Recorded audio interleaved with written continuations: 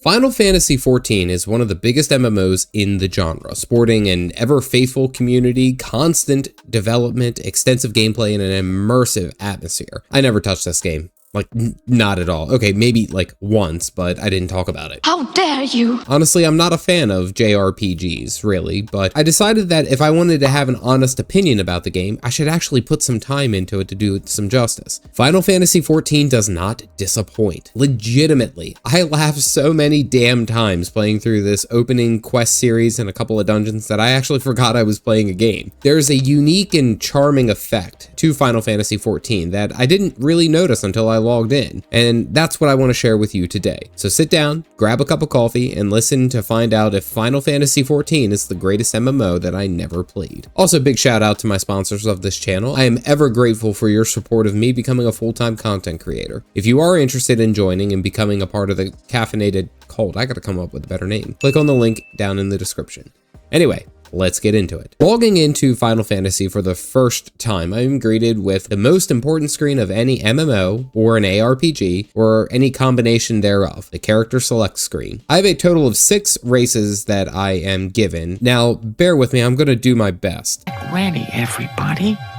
He's about to do something stupid. You have the Higher, Elizen, Lalafell, Mkode, Rodigan, and Ara, which I probably just ruined this entire video for anyone who knows how to pronounce those correctly. There's also the Hrothgar and Viera, which seem to be tied to specific expansions or upgraded points during the game, but for the free trial, I have these initial 6. The Higher seem like the human-esque race, where the Elizen honestly just looks like fancy elves. It's like they basically raise their nose up to you whenever they see you drinking non-caffeinated coffee. The Lalafell, oh, I'm sorry, this sends me for a trip like every time. They are these cherub little characters, but they look like children, despite them actually being full-grown adults. I only know this because last year when I took a stab at Final Fantasy XIV, there was a character, and all I remember his name is Papa Meow, who plays a role in the main story quest in Gridania, is like a learned, aged scholar, but he looks like he also goes whee on a tire swing.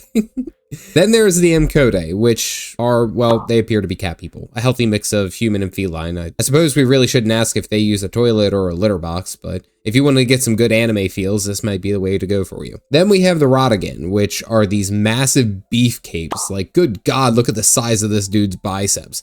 But I guarantee you they can become like a healer or a mage. You got all them muscles and you aren't swinging an axe? Okay. It's like someone was told something incorrectly on career day. Then we have the Ara, which honestly looks like Dante from Devil May Cry had a child with a demon from Supernatural and then sent him to a rave. Anyway, the Hrothgar actually seemed like cat people. But maybe it's more honest to say that they're lion people? I mean, roar, baby. Then Viera, which immediately looking would be my daughter's whole identity here in this game. They have bunny ears. Silly rabbit, tricks are for kids. Well, my basic boy band self picks up the Higher, or well, the human, and I have 2 choices of what clan I am a part of. It seems like it changes my aesthetics a little bit and adjusts my story, perhaps, but where I begin at, like, the difference between a Highlander and a Midlander changes the initial starting zone, maybe? I don't know. Well, this is where the fun part comes in, because holy hell of customization of your character. It is ridiculous. This takes RP to an absolute max with everything from height and muscle tone, eye color, voice lines, face paint, and more. Literally, you can customize to your heart's content any way that you want to be in this game, which is pretty damn cool. With no idea of what class I'm going to play, I try to make out my best interpretation of myself. And we went full handlebar mustache, baby. This is so stupid. We're ready to go, and it seems that I can choose my birth date and what deity we worship. This might affect something in game. I'm thinking that this could be very similar to like Guild Wars 2, where you make story choices in character creation and it affects you down the line. Now comes the picking of the class. There are 2 categories, Disciples of War and Disciples of Magic. Typically when I get into a new game, I tend to play the melee classes, getting up close and personal with all that this game has to offer. Last time I chose a Lancer as my class, and while it was cool, I don't know if I paid enough attention to give it the full love it deserves. Also, I am cycling through these classes, and it seems that the one that I am choosing changes the starting city that I am at. Limsa Luminsa, Gridania, which I do have experience in, and Ulda, which all three seem interesting, but Limsa has pirates, so I'll fit right in with my thigh-high boots and my mustache.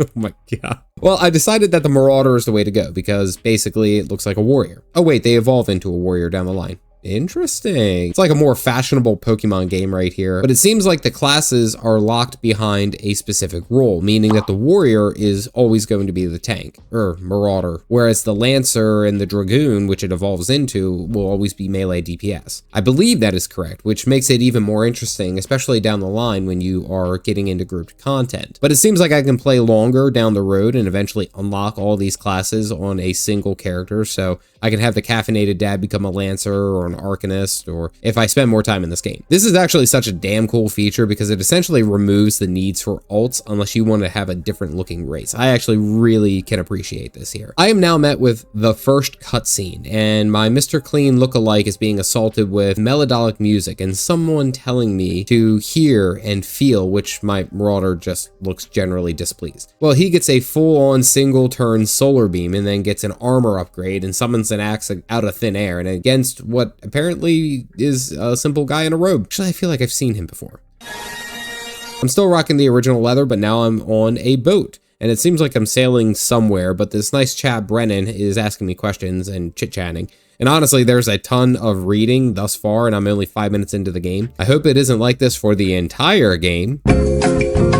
Well, so Captain Crunch shows up and shoots his oops all berries at our ships. While I'm trying to read all these damn texts, we get yelled at to go downstairs and to talk some more, I guess. And good gracious, is that woman topless? This is not a PG-13 game. My Christian eyes! Well, we survived the pirate attack, and my character swag walks to see Limsa Luminsa for the first time. It seems like this whole pirate ship theme capital is like right on a rocky cliff face, which is pretty well done, honestly. Despite the jokes, I am cracking up. It gives such a good edge on the story and a lot more information of the back of who I am and what I am doing here. Which, going into Final Fantasy, I was aware that there was a lot of reading before and that it is more of a story-driven style of MMO. So actually having the story of why the heck I am doing anything and my reasonings for it, it allows for an extra level of depth. Even though I joke about the reading, this is a nice feature. Well, the ship docks and I RP walk out as Brennan looks at me at the same way that I look at KFC at 2 in the morning, and then tells me it's time for him to leave. He hands me something, I don't know, there's nothing in his hand, or mine. I'm cracking up to this point because my character is so damn serious, but he also looks like he just got back from the dress-up corner with a choker, a necklace, and an earring. Who designed this character? Cool opening cinematic and a good sight of everything, enjoying the view here, and then this giant yellow brick house ruins my peace. Well, here we are looking at the first sense of the UI, and it seems fairly basic, in my opinion. Chat box, action bars, health and mana pools, experience bar, mini menu, the map. Okay, I can be down for this. Straight up to the point, which is nice. So I'm trying to get used to walking around, but this big angry school bus is telling me that I am dumb and I have to read what they are saying in an old English accent. I don't know why, but I'm like looking at this and it's like, hello, mate. That's what I feel like they sound like. Well, I'm really trying to take this serious here, folks, but I'm laughing my ass off at this point. This is so funny. Well, we get our first quest, which pops up in the top left, coming to Limsa Luminsa, main scenario quest.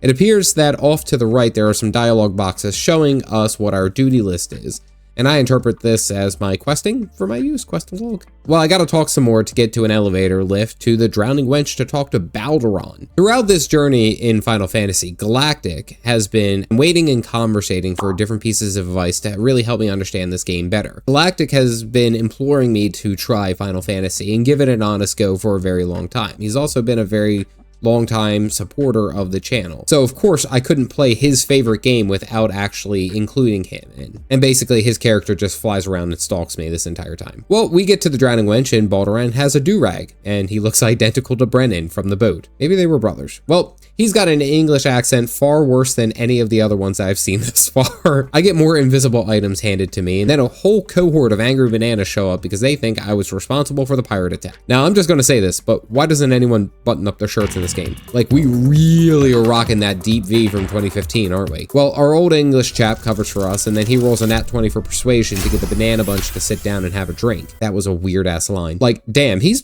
pretty good. Well, it seems like there have been some kidnappings and pirate attacks, which is a bit odd because I thought I was a pirate, but they're just other bad pirates? Well, I go to explore everything here in the main city of Limsa Lominsa. I was advised to focus on doing the main scenario quest, which seems like it should be my main focus throughout my playthrough, but I also get a suggestion to head over to the Marauders Guild and then see the market as well as attuning to Aetheryte. If I remember correctly, the Aetheryte is like the main teleport system network here within this game, which is nice for fast travel to a bunch of different places. I do think a good portion of them take gil, which is the in-game currency, the money in this game.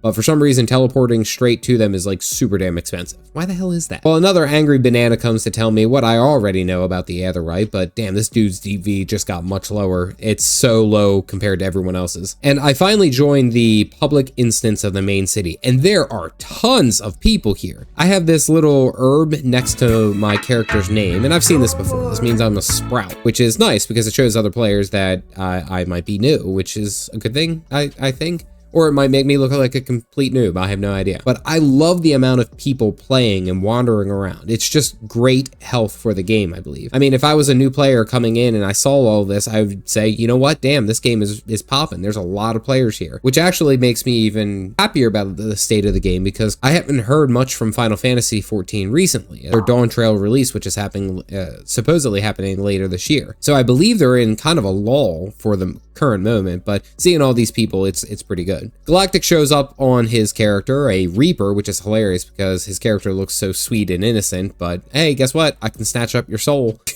Okay. So with some exploring of the main city hub, I am looking for the Marauders Guild, which I'm guessing is my class-specific hall for me because, well, that would make sense. I'm gathering these Aethernet shards, which are allowing me to fast travel all over the city, and I think it's for free. I don't know. They might be taking my money. Well, but this is a nice touch. So I get to the Marauders Guild to see what's up, and it appears that it's just a giant weightlifting gym. Like, seriously, all these dudes are jacked. I also have to talk to the Axe Master, which this guy doesn't have an axe, but it's literally just a huge trident of you. But anyway, he asked me if I'm ready to join Bloody Carnage of the Marauders Guild. I get a literal pop-up that says, "Are you ready for carnage?"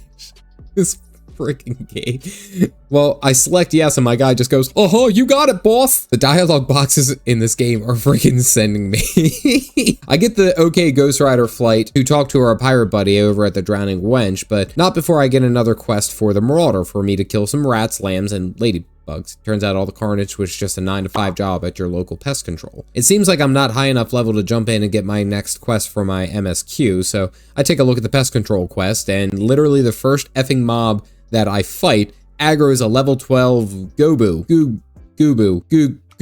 I don't know. What I didn't pay attention was all these different arrows linking the mobs together. So if I pull one, all of them jump in. Galactic had to come in and swing to save me, but I'm on my way to fight and kill these little rat mobs and all the other things around here alike. While I'm doing this, I get a pop-up that says a fate has been joined. From what I can tell, that this is a full-on open world event for Final Fantasy, which just is a basic pop-up event. You do what is asked of you, and you get some extra credit amongst other things. This is neat, and not gonna lie, I'm used to this coming from Guild Wars 2, which has open world events that just pop up all the time. So one thing that is absolutely hilarious is how my character runs with the sprint button. Apparently, every character gets a sprint button. You can use this off of cooldown. But my character just runs full effort, cheek to cheek, maximum sprint, and it's just friggin' hilarious. Like, also, Galactic takes this moment to show me how cool his mounts are. Like, I don't know how this dragon is flying, but he's holding a chair and floating. And then he gets onto this damn wolf, and this wolf freaking just flies off and it's just gliding up to heaven. Explain physics to me. They don't actually make sense in this game. What the hell? Well, apparently every mount can fly. Every single effing mount. Like this giant 4-legged bull sea dragon. Yep, just gliding around. What the actual shit is this? Oh, hey, cool, a T-Rex mount. That bitch can fly too. What the hell is even this game? Well, I level up and now I can go on to Summerford, which now I get a new weapon skill called Maim, which seems to work in conjunction with my Heavy Strike as a combo. So I use one and it sets up the next skill and so on, but they have a flasher around them to indicate what you should press next at any given moment, which actually is a really nice touch for assisting new players. And I can imagine that would probably help out down the road later when you're on against tougher bosses. So apparently I need to dress the right way to impress this guy here, so I need to get some, well, better gear. But I am also shown new class-specific quests which occur every 5 levels. Well, while messing around, I figure out how to move my UI, and oh, that is going to be my favorite new thing. I love having a free-flowing UI in any MMO. Being able to customize it and move it the way that I need to is, that's the best. Especially when MMOs have tons of action skills and a lot of different things that you can press at any given time. Well, the next part of the quest takes me to the lower part of Lenoska, and I have to grab a quest to cover some fart clouds and some suckers to help me with my level progression. But I need y'all to see this goofy-ass bird here. Look, it's a wild dodo.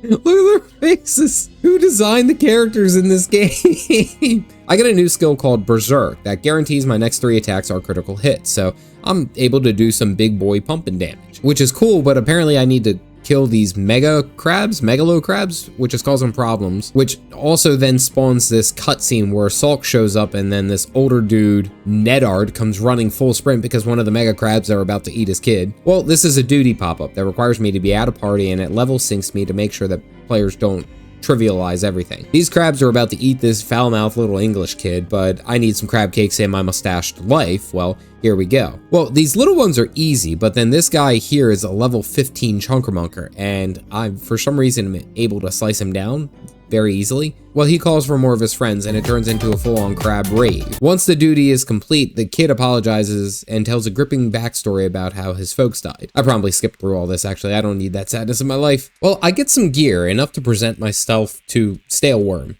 Stale Worm?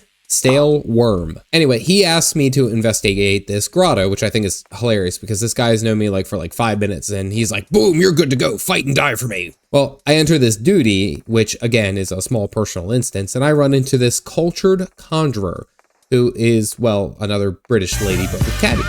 And honestly, the way that she approaches me, I think she's trying to seduce me. But then a giant oogly boogly comes sprinting at us out of nowhere, and now we're in for a fight. I draw out my axe, and this cat literally pulls out a GD twig against a 5,000-pound swamp monster creature thing. Like, what the hell is this? But she's holding it and she's so damn serious. Well, she actually is a tank and a healer all wrapped into one, and she's keeping me alive, so I'm not gonna ask questions. Somehow I level in the middle of this duty and get Rampart, my duty-specific skill, which reduces incoming damage for a short time. We kill the giant bag of bugles, and my thigh-high pitbull cosplayer finds a shard on the ground that has some serious Legend of Zelda vibes here, because we get sucked into another cutscene where, well, inside our shroom trip, we meet the magic talking crystal Heidelin. She tells me that the light lives within me, and I must become what was already destined for me to be, a used car salesman.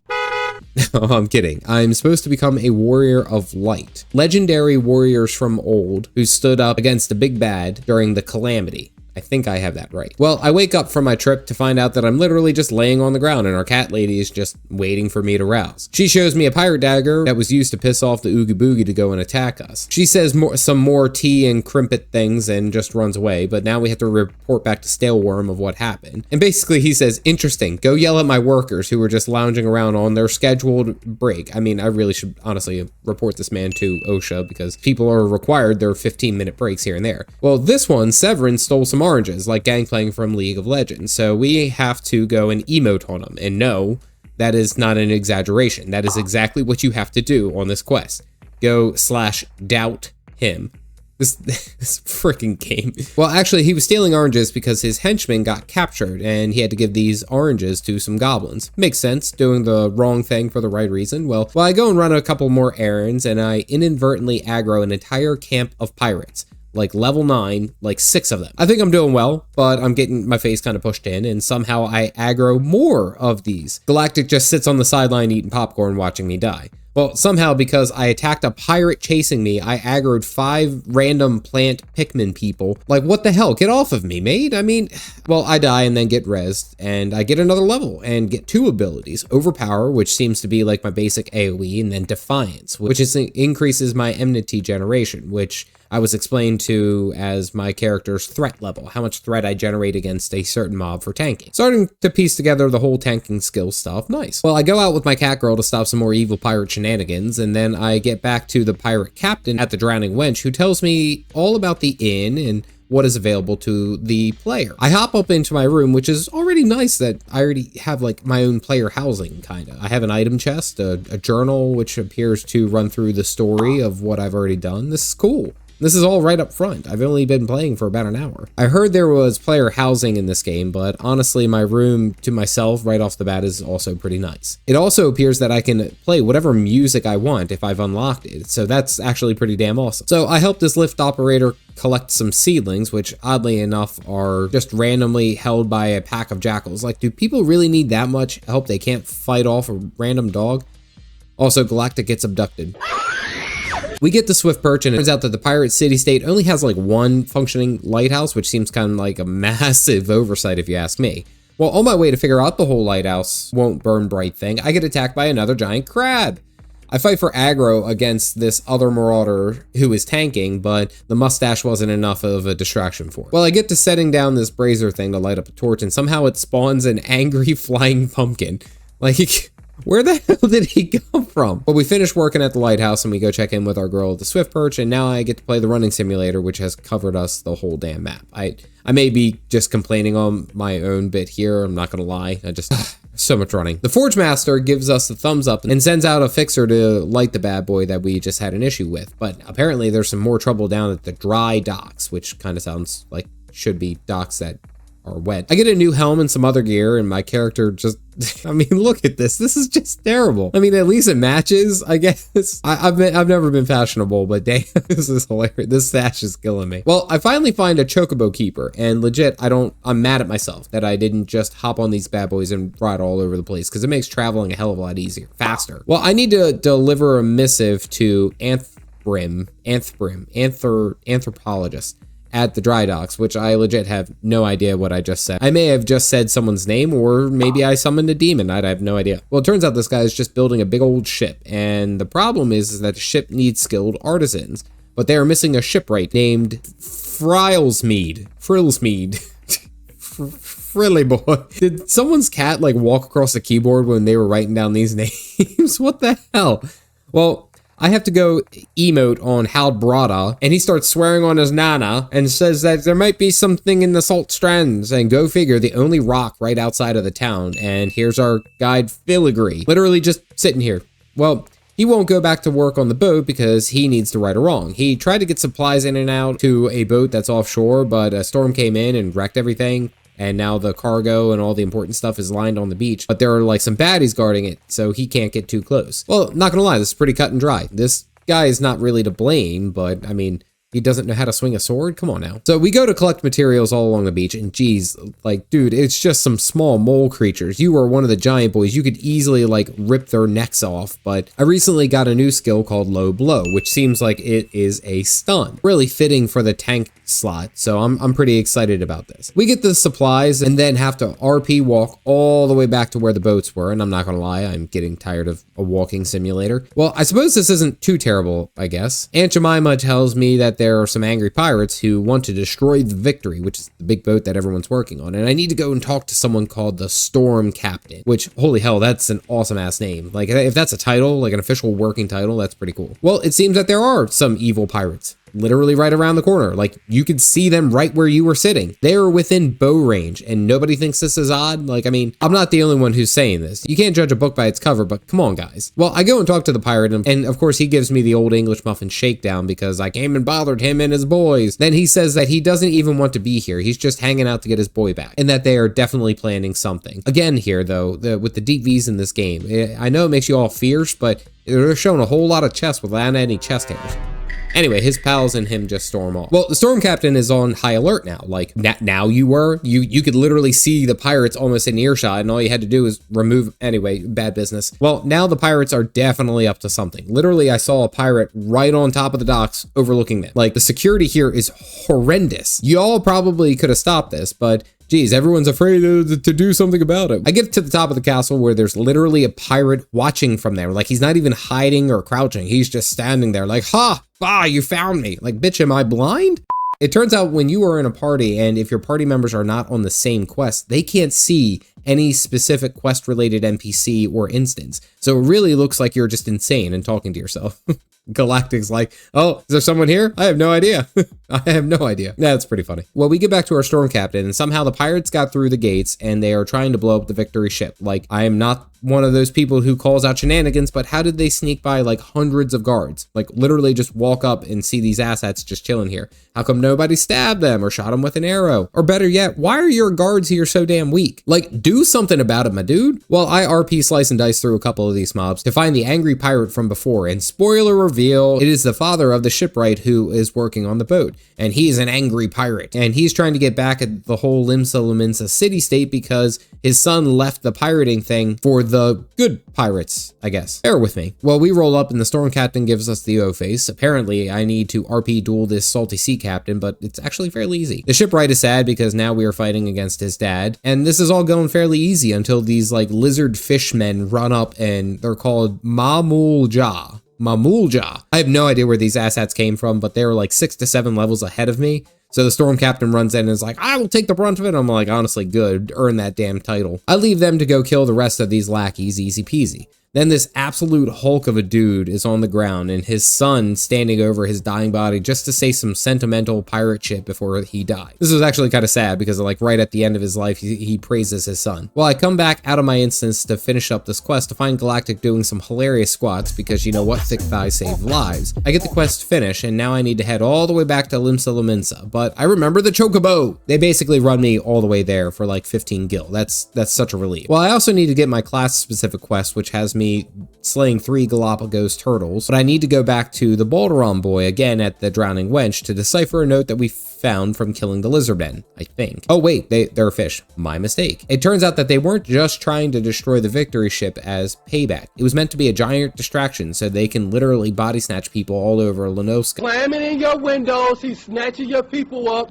Well, Balderon has us run to the Commodore, which is, he looks like he's like about 15 with a captain's hat, and this note of a massive attack on Swift Perch, which is the place that we literally were just at. It's that little farmstead that was right next to the lighthouse. And we need to save it from a pirate gang called the Serpent Reavers. Okay, it's like someone named a high school football team after them, but okay, so now they want to send my Wish version of Magic Mike to go defend Swift Perch. Here we go. So I'm here ready to defend Swift Perch with some of my Deep V Banana Bunch, and it's really just a few pirates, like 5 of them. Like, does nobody have a gun in this universe? But then I noticed that this guy is just wearing straight chaps. Like, this dude has leather in all the most uncomfortable places.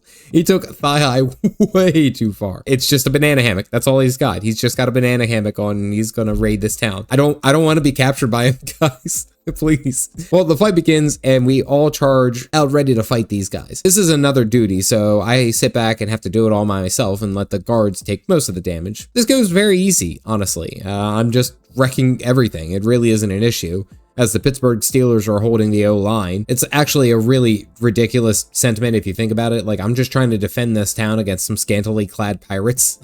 Well, in the middle of this fight, this dude just straight up summons a demon like nobody's business. Like, he pulled it straight out of the banana hammock and it was like, oh, here's my demon.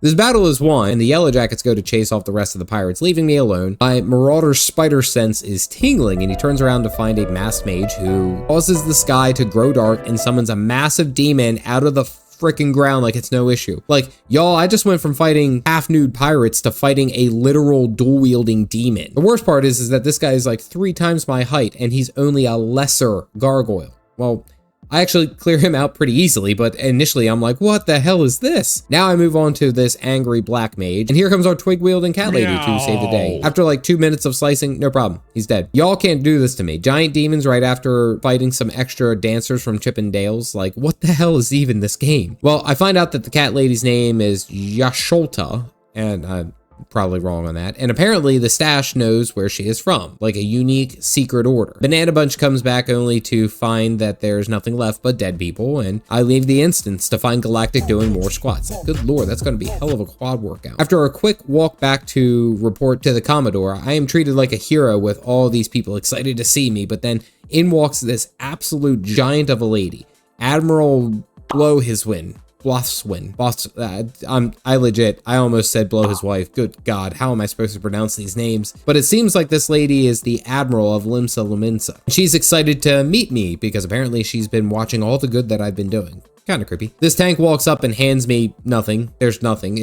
I get an item, but there's nothing in his hands. Well, she tells me that I'm invited to the banquet with everyone important from the city as a thank you for all these actions. Like, this is absolutely hilarious. Like, I've only been here in the city for like 5 minutes and they're like, he's the coolest guy in the world. Well, I need to talk to Balderon, but apparently I need to look better than I currently do, which honestly I take as an offense because I'm doing my best after whatever quest gives me. I'm broke as hell. And Balderon gives me some fancy shoes.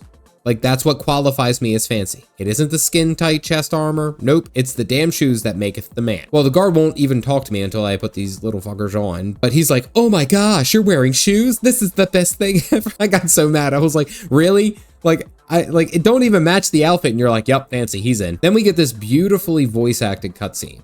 Except my man does not say a word like Legend of Zelda Link style. And all of a sudden my chest starts glowing. And everyone's like, yep, that's it. That's right. No problem. That's what he is, a vessel of light. Well, my mustache has an OCD trip and apparently he's chosen. We get the original cutscene of the Warriors of Light battle, or at least what I can guess it is. And it's retelling the final battle and what our pale wolf lady, this magic forest lady, and this angry armored mad lad all did on that particular fight. It shows like we were getting our face pushed in. We had to fall back against an unwinnable fight, but whoever Louis Sois is, and I'm so happy because he has such a badass name. Well, I wake up from this fever dream in an inn apparently because I fainted at a party, totally on par for me having too much coffee. Your heart can only beat so fast. I have to go report to the Admiral and explain myself, which I guess I do pretty well because she wants me to go and meet the other two leaders who I saw in the wet fever dream that I just had, and asking us to reconvene to honor those who died that day, which apparently happened 5 years ago.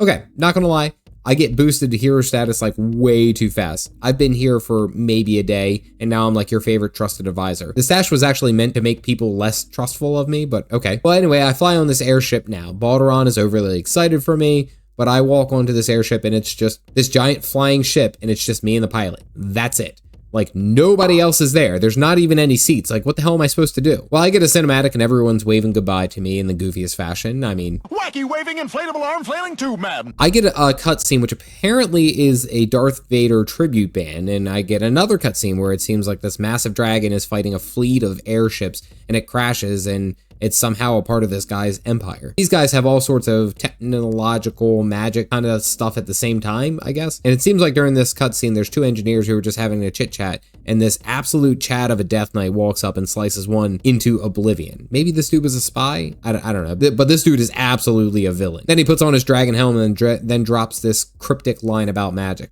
Garland, soon you will be made to know the true power of Magitech. Oh, it makes sense. I arrive in Gridania to go meet the Magic Forest Lady, Connie. I'm just going to call her Connie, which is hilarious at this point because she is significantly shorter than everyone else. She's so tiny.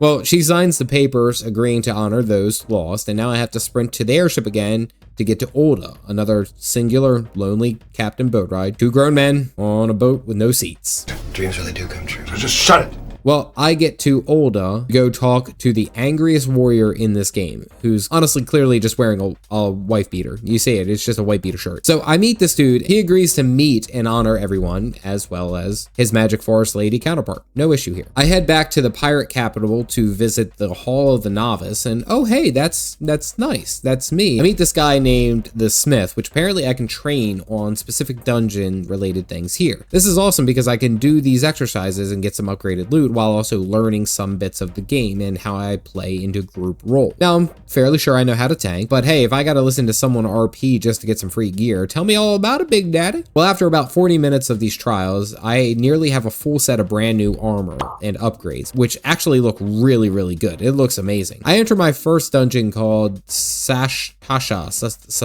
to hunt some pirates that are still terrorizing this area. Galactic joins in to heal me for encouragement or to push me as hard as I can go to pull a lot. All right, you got it, baby. We're doing it. Not gonna lie, I finally get into some group content and it's actually nice.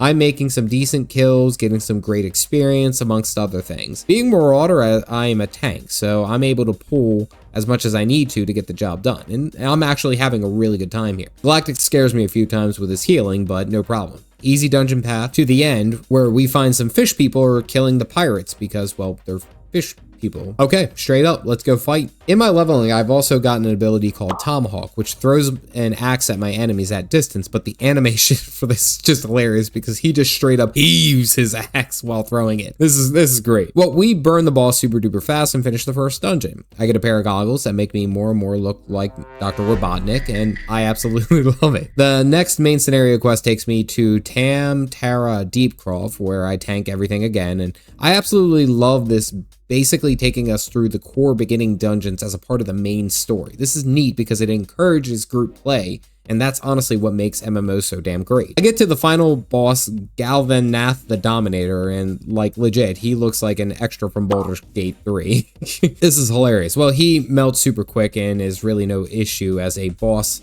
And we finish this up. Cue the Go Team Super Pose. Balderon catapults us into a new dungeon in Copperbell Mines, and here we go, third dungeon. I rush through, pulling everything that I can in this time, angrily overpowering groups of enemies, and then slamming everything with the set ability. Basically, I'm taking little damage. I also have a dedicated healer, so I guess that helps. Well, we get down to the bottom of the mines to fight a giant hammer-wielding minotaur, easy peasy. And those are my first 3 dungeons that I finished up, and I think this is as good a time as any to talk about Final Fantasy XIV. So the opening adventure for Final Fantasy XIV, first and foremost, is a great story. I have heard tons and tons of talk about how good the story is in this game, and damn, they weren't lying. Personally, there's a lot more reading than I prefer, but it does follow up with a lot of good action sequences as well as fully acted cutscenes. Not all the time, but in the first 2 hours that I played the game, I spent most of it actually just reading when compared to actually fighting. So it took an adjustment on my end to understand what the game's focus is. Playing as a Marauder, it's actually a ton of fun. Despite being a tank-focused class, it does deal good damage, and I don't have any issue clearing out anything in open world. And I like that he's a two-handed axe-swinging badass as a tank, and not your typical shield-bearing warrior. The leveling process is really just a lot of running around, but sticking to the main scenario quest really does provide a ton of great experience. I over-leveled my story quest by like 5 or 6 by the end of it, so I mean, it does make it strange when I have to take on creatures in the open world, a part of the MSQ, where I feel like I'm really at a massive advantage. What's beautiful about the duty system in this game is that when you are level synced, you can fight specifically at the level that the story requires me to be. I can't just cruise in max level and destroy everything super quick. I am scaled down to what is appropriate. I like that the class skills are learned automatically without us having to go through any other trials or tribulations. Just hit the level and you are good to go with your new ability and your new skills. I do need to follow up on my Marauder questline to get some of the more skills and experience, but how quickly I progress, this really shouldn't be an issue. I'm also looking forward to eventually evolving into a warrior and seeing where that takes me. Initially, the UI and the minimap were a bit janky, in my opinion, to look at and figure out, but again, I tend to be a minimalist, and I like things put directly in front of me when I'm trying to review them. I love the fact that the entire server and the main city were absolutely popping. There were tons and tons of players just everywhere in this game, and it shows to me as a new player that this is thriving, and that bodes well for me and wants me to spend more time playing the game because I see so many people. Now, to be sure, I didn't spend hundreds of hours in this game thus far, but I did get a good enough taste to know that I would like to continue and see where the game goes from here. I want to figure out where the story evolves and how my Marauder turns into the warrior. I want to see the rest of the aftermath of the calamity, and I want a damn flying mount. I want a pig that flies. You know, I don't know. Now here, I am only on the free trial, which is an absolute blessing because I can play most of the game through most of the story without paying a single cent, which is really nice. I was made aware, however, that the second I drop money on this game, I am no longer on a free trial, so I'll have to pay attention to that. As a start for a free game, this has been a hell of a lot of fun. I don't know if I've laughed this hard playing a game in a very long time, which is something that I don't know if it was meant to be serious, but I'm enjoying myself. So I will say that that's a plus. So Final Fantasy XIV has given me new meaning to the words story MMO, or perhaps the better term is a video game novel. I am progressing through the free trial experience, seeing what all the excitement and hubbub is about, and good gracious, people were not kidding about this game. I'm barely out of my newbie shoes and I have to fight a fire god? This game has no chill. Well, I decided that I would dive further into Final Fantasy XIV, and I promise you the story gets wild pretty damn fast. Here's what happened. So we pick up our adventure in Ul'dah after defeating enemies inside the copper mines, only to save this absolute damsel in distress, who for some reason is on the ground. Like, why are they always on the ground? It's like the most vulnerable position. Like, run away, damn. Then this Backstreet Boy reject is screaming at her, saying that she stole something from him. I'm sorry, this dude is straight rocking the extra large nightgown and earrings with a faded goatee and possibly the worst haircut I've ever seen on an early 90s rapper. This dude is a travesty, and that's a lot coming from me. So they step forward to get her, and literally she scans the crowd and everyone walks away, and then there's my goofy ass Dr. Robotnik looking character. Guess it's my time to be a hero. So this insane wannabe throws an insult and my mustache just straight eats it. I guess this lady chose me because I was like the only one in the crowd who had a damn weapon. Like, does nobody have any weapons? Like a sword, shield, nothing? Just me and full plate metal and an axe? Okay. And these guys want to throw hands, so now I take on these guys one at a time. Why do they always do this? Like, legit, I have said this about every Dragon Ball Z anime episode that I can think of. Why do they always wait one at a time? Why not just go all in full force right at the beginning? Like, I don't know. Well, I ripped these guys to shreds. No problem. Then I think, where are the damn guards? Shouldn't there be some guards around here? Anyway, I finish off this dude, and this leads my marauder into having a caffeine headache, and I'm starting to see some things of the past about why people are coming to Ul'dah. And I wake from this fever dream only to have everyone standing around and clapping and cheering for me, like, where are the guards? So the boys to men imposter gets scared and runs away, and in the background, like, what the hell are these cat ladies in bikinis? Isn't this game PG? Well, I end one cutscene to enter another cutscene, and we see Y'shtola, and yes, I got her name right thanks to you guys. She apparently was watching me handle all these shenanigans, and then invites me to join the Scions of the Seventh Dawn, which is a clever name, and then she just power struts out. So I enter this new tavern to meet Mo Modi, who is standing on a stool. You can't see the stool, but I swear that she is definitely standing on a stool. The height just doesn't add up. There needs to be something there. Perhaps there's someone on all fours doing tabletop. I don't know. She is having vertical assistance. That is all I will say. Well, apparently there's another adventurer who's been waiting for me, Edda, and apparently she is not the best adventurer. But it seems like the leader of our party was killed and this lady was in love with him. And by the sounds of it, he was in love with me, ranting and raving about Caffeinated Dad. That sounds accurate.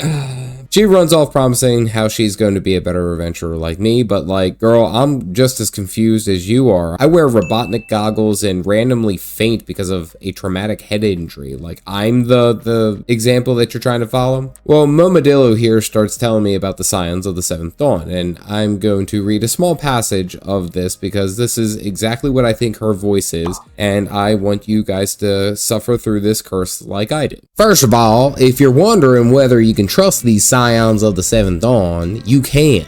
They're good people who've just made it their mission to solve some of Eorzea's most pressing problems. Of course, that ain't no small task, and so they're always looking for dependable individuals to join them. That would mean individuals like you, Caffeinated.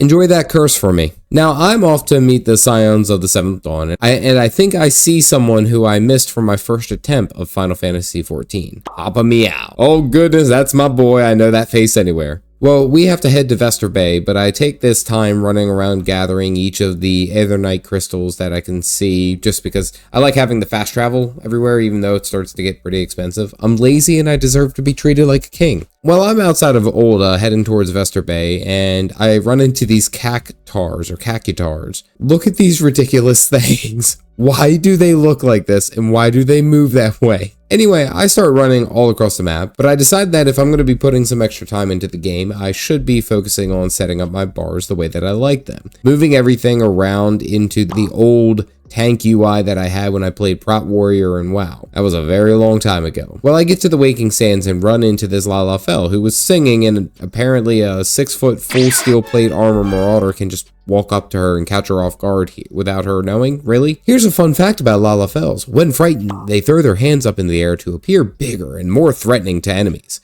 much like the red panda. She asked me what I want, and watch this one-word answer. Nay, it's a one-vowel answer. Charter's response is a full-ass sentence. I call shenanigans. There is no way that my character got one whole sentence out of a single vowel.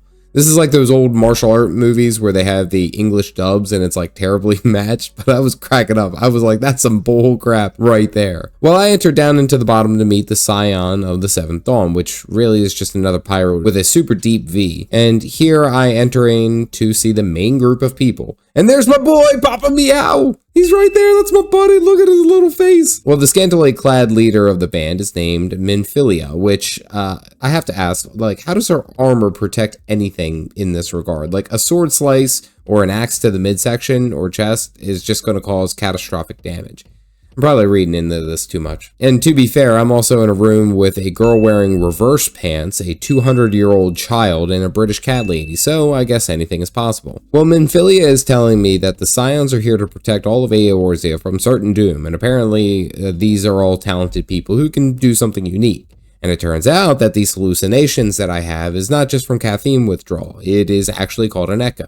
No, not that one. So it turns out that my superpower is I get to act like an old backed up toilet and bring up old crap, except about other people's past. Well, she then goes on to talk about the primals and what they do, but I'm too focused on my boy Papa Meow. Look at him, he's so cool. She asked me to join their super cool kids club by offering me retainers, which is basically, if you are familiar, the loot holders or the inventory grunts from other games. Well, Tataru appears again, but oh my god, look at this walk. This walk is hilarious. Also, I know you guys can't hear it, but I hear Squidward steps every time she hops. Like, look, this is so ridiculous. She gives Minfilia some papers, but actually it's nothing. She hands Minfilia nothing, Minfilia signs nothing, and hands it back to her, holding nothing, and she runs away.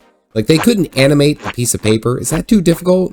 Come on now. Well, before I accept their proposal, they gave me their cool kids hideout password, which is kind of actually funny. Like, I could have just been like, neat, and then left. Like, okay. Well, I go and see Papa Meow and Yashtola before moving on to the next part, which I will certainly have me doing some errand boy work. I talk to Minfilia, and she asks if I want to join. Well, out of curiosity, I click the nothing tab, and, well, nothing happens. I don't know what I expected, but I was still let down. Then I try the other dialogue boxes, and it seems like I have no choice but to help. The illusion of choice. Well, Minfilia goes on to introduce the whole band, but look how she presents them. Like, what is that animation? The masked woman is Ida, and beside her is Papa Limo. What? Who is his name? No. He is Papa Meow, not Papa Limo. I hate it. Take it back. I don't want it. I don't like it. I disagree. Throw it out. Never. Also, Papa Meow didn't say welcome, spelled the normal way. He didn't say like welcome, welcome in. He said welcome, which is slightly more distressing coming from someone of his stature.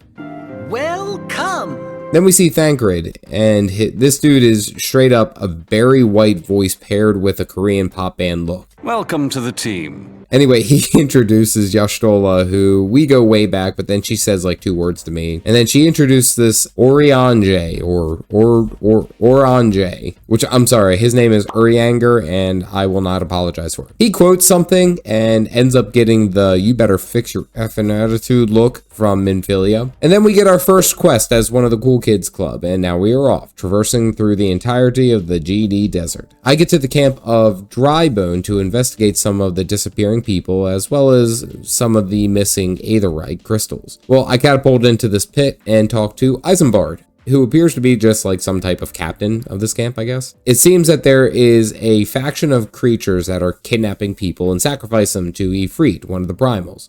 And I only got his name right because I got lucky and paid attention and heard someone else say it. Basically, that's what it is. Well, after doing a full sprint for 10 miles, I grab up some corpse, only to get attacked by some of these Amalja people.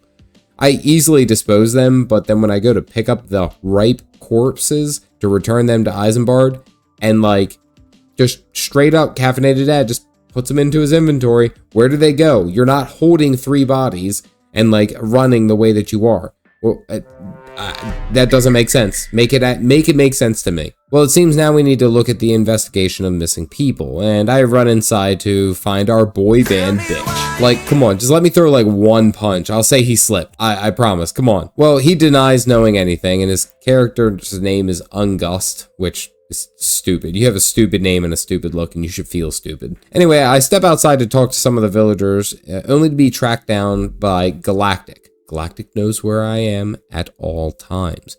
Galactic is everywhere and everything. Well, Ungust says that there is no problems in Ba Sing Se, and Isambard has another idea. Let's go to the local church and shake down some of the priests, which, now that I say that doesn't sound that good. Also, this lady is on a whale. Well, we go to the church, and they ask me to lay these corpses to rest at a gravesite and embalm the corpse, which legit, I just throw some rocks on it and said good luck. I don't know, I'm not a mortuary assistant. I then get turned to Sister Aursen, probably saying that one wrong, who apparently has a really good relationship with the people of the village, but doesn't have any idea what's going on either. This is really just me yelling at a lot of people and nobody having an answer, which is accurate.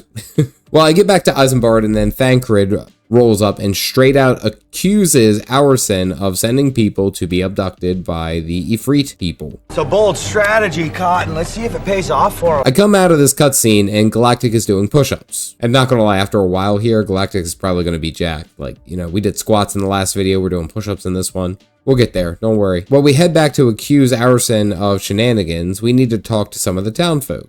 I sprint off away from the town and Galactic is in hot pursuit. And then I turn the corner and he straight up is in like a Mercedes-Benz. What is this? Get in, loser, we're going shopping. Apparently Galactic read some of the comments of my previous video about offering a lift for me in some of the 2-seater mounts. Well, I told him that the experience of a new player is me running around. So he pulls out some daggers and straight chases me down. Look at this, this is frightening.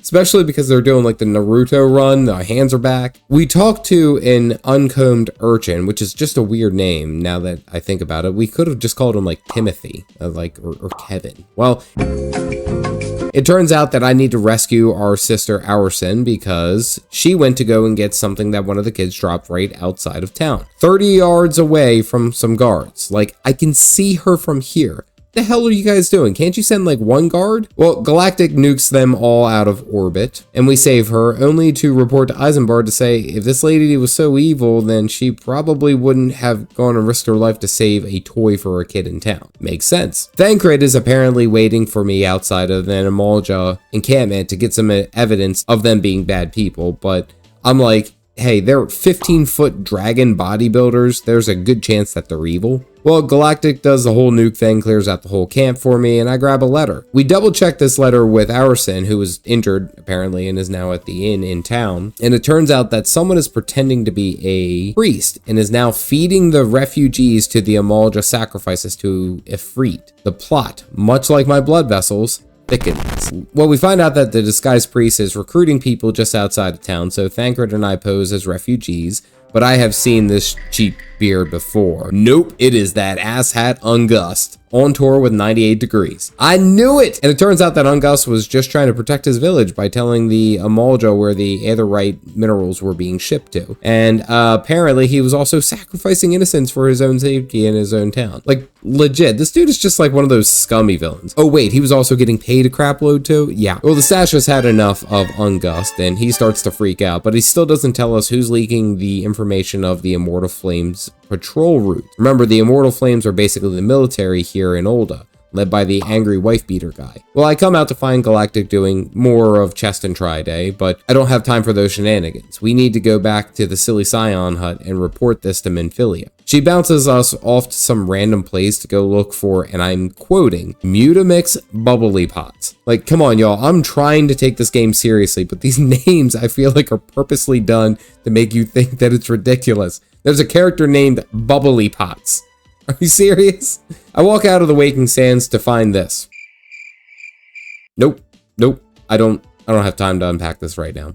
Apparently, Galactic has a jet-propelled turtle that can fly. That is not something that I could even begin to think I would say when starting this series. Well, Galactic asks me to get on his Blastoise, and I deny him again, not to ruin the experience. And oh my god, this dude's driving a tank. I want a tank so damn bad. In this far off little corner, we go to talk to Bubbly Pots, and what kind of anime entrance is this? I can't even, like, this is straight, like, Gollum from Lord of the Rings, like, it's ridiculous. Well, he does a little rain dance and summons lights into his hands, and then gives me nothing.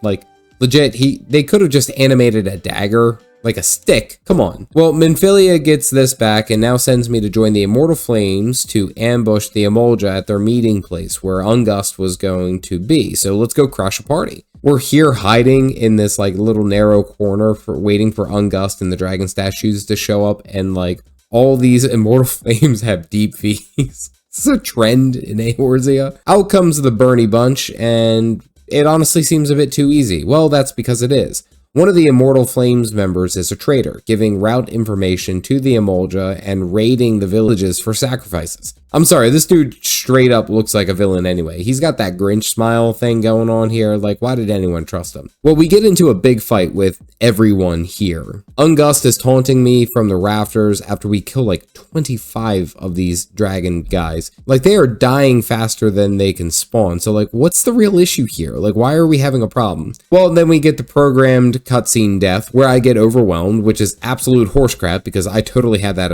under control. Then the stash gets hit by a sleeping powder and it was super effective. This is where Galactic informs me that I'm about to do my first trial. I get the Lord of the Inferno quest where I need to confront Ifrit. Ifrit the Primal, like the big bad y'all just told me that it was a primal and it's not to F around with. Like the primal who is all about fire and like, guys, like a couple minutes ago I was just fighting some muscly dragon dudes and now I'm fighting the literal Lord of the Inferno. This game really just has this meme's vibes like all the way through.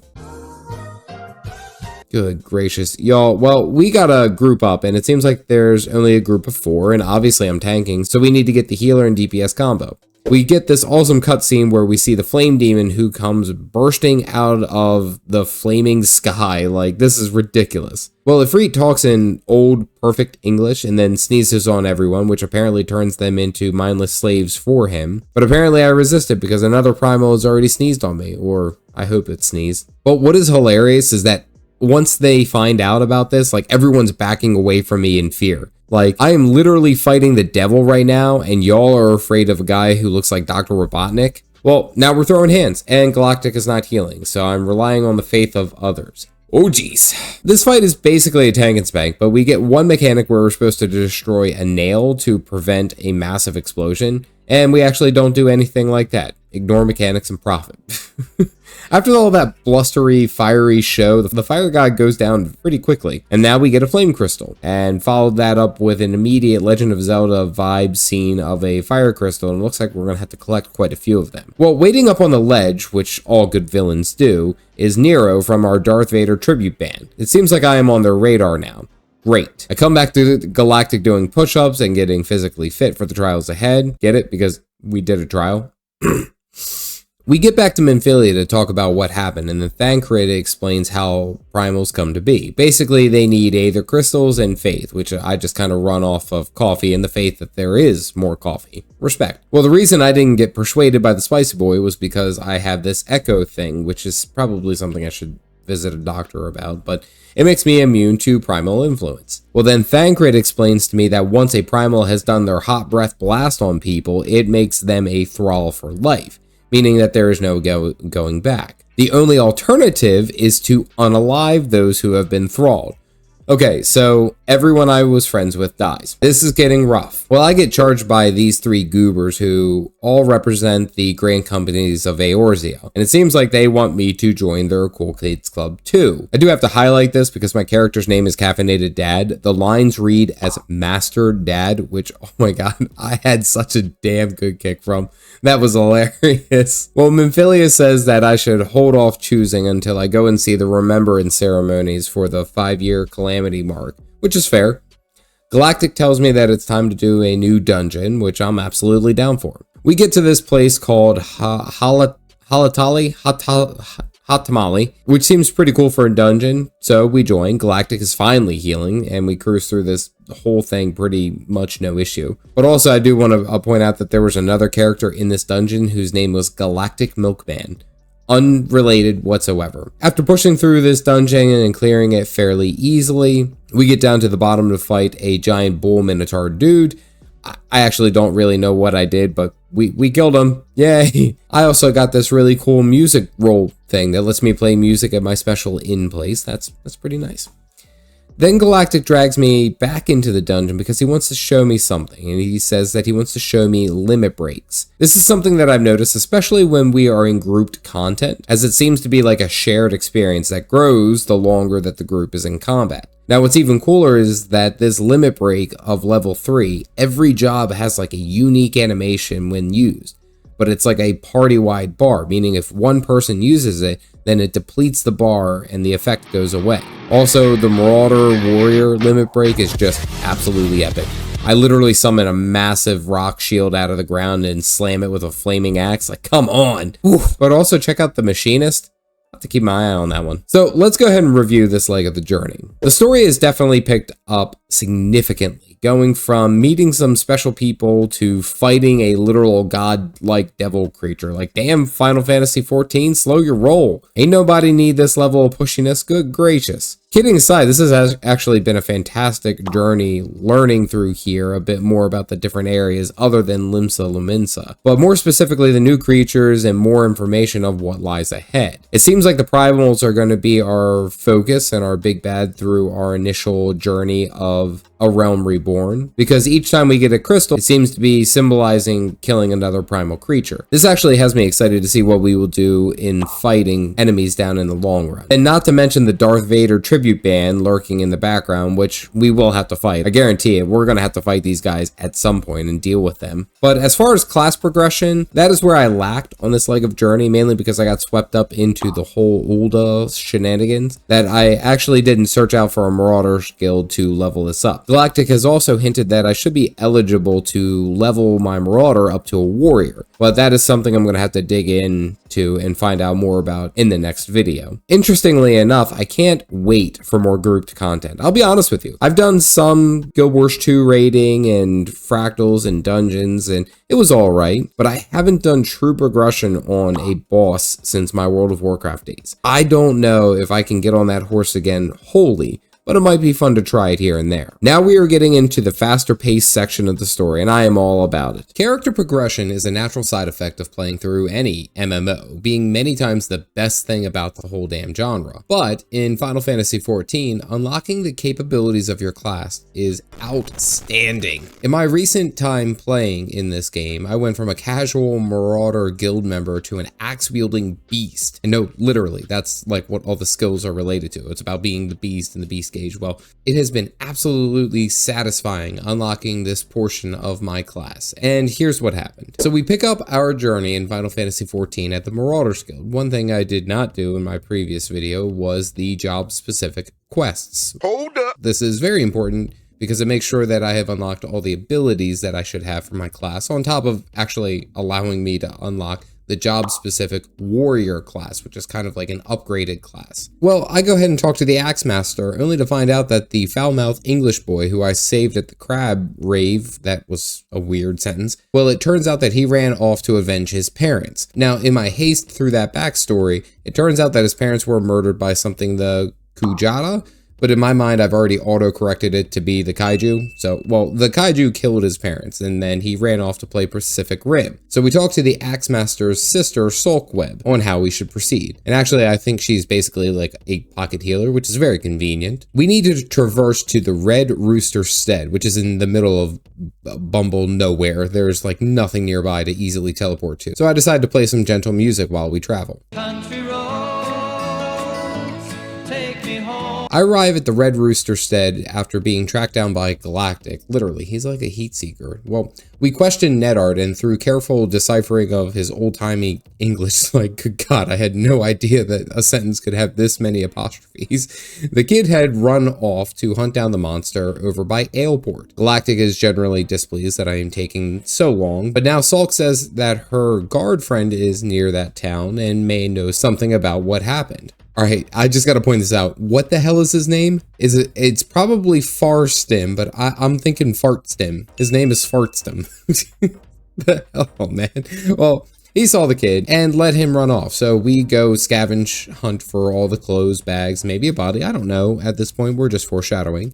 Well, we gather some of these things only to find out that this absolute Chad is challenging a 10,000-pound bull minotaur with a damn stick.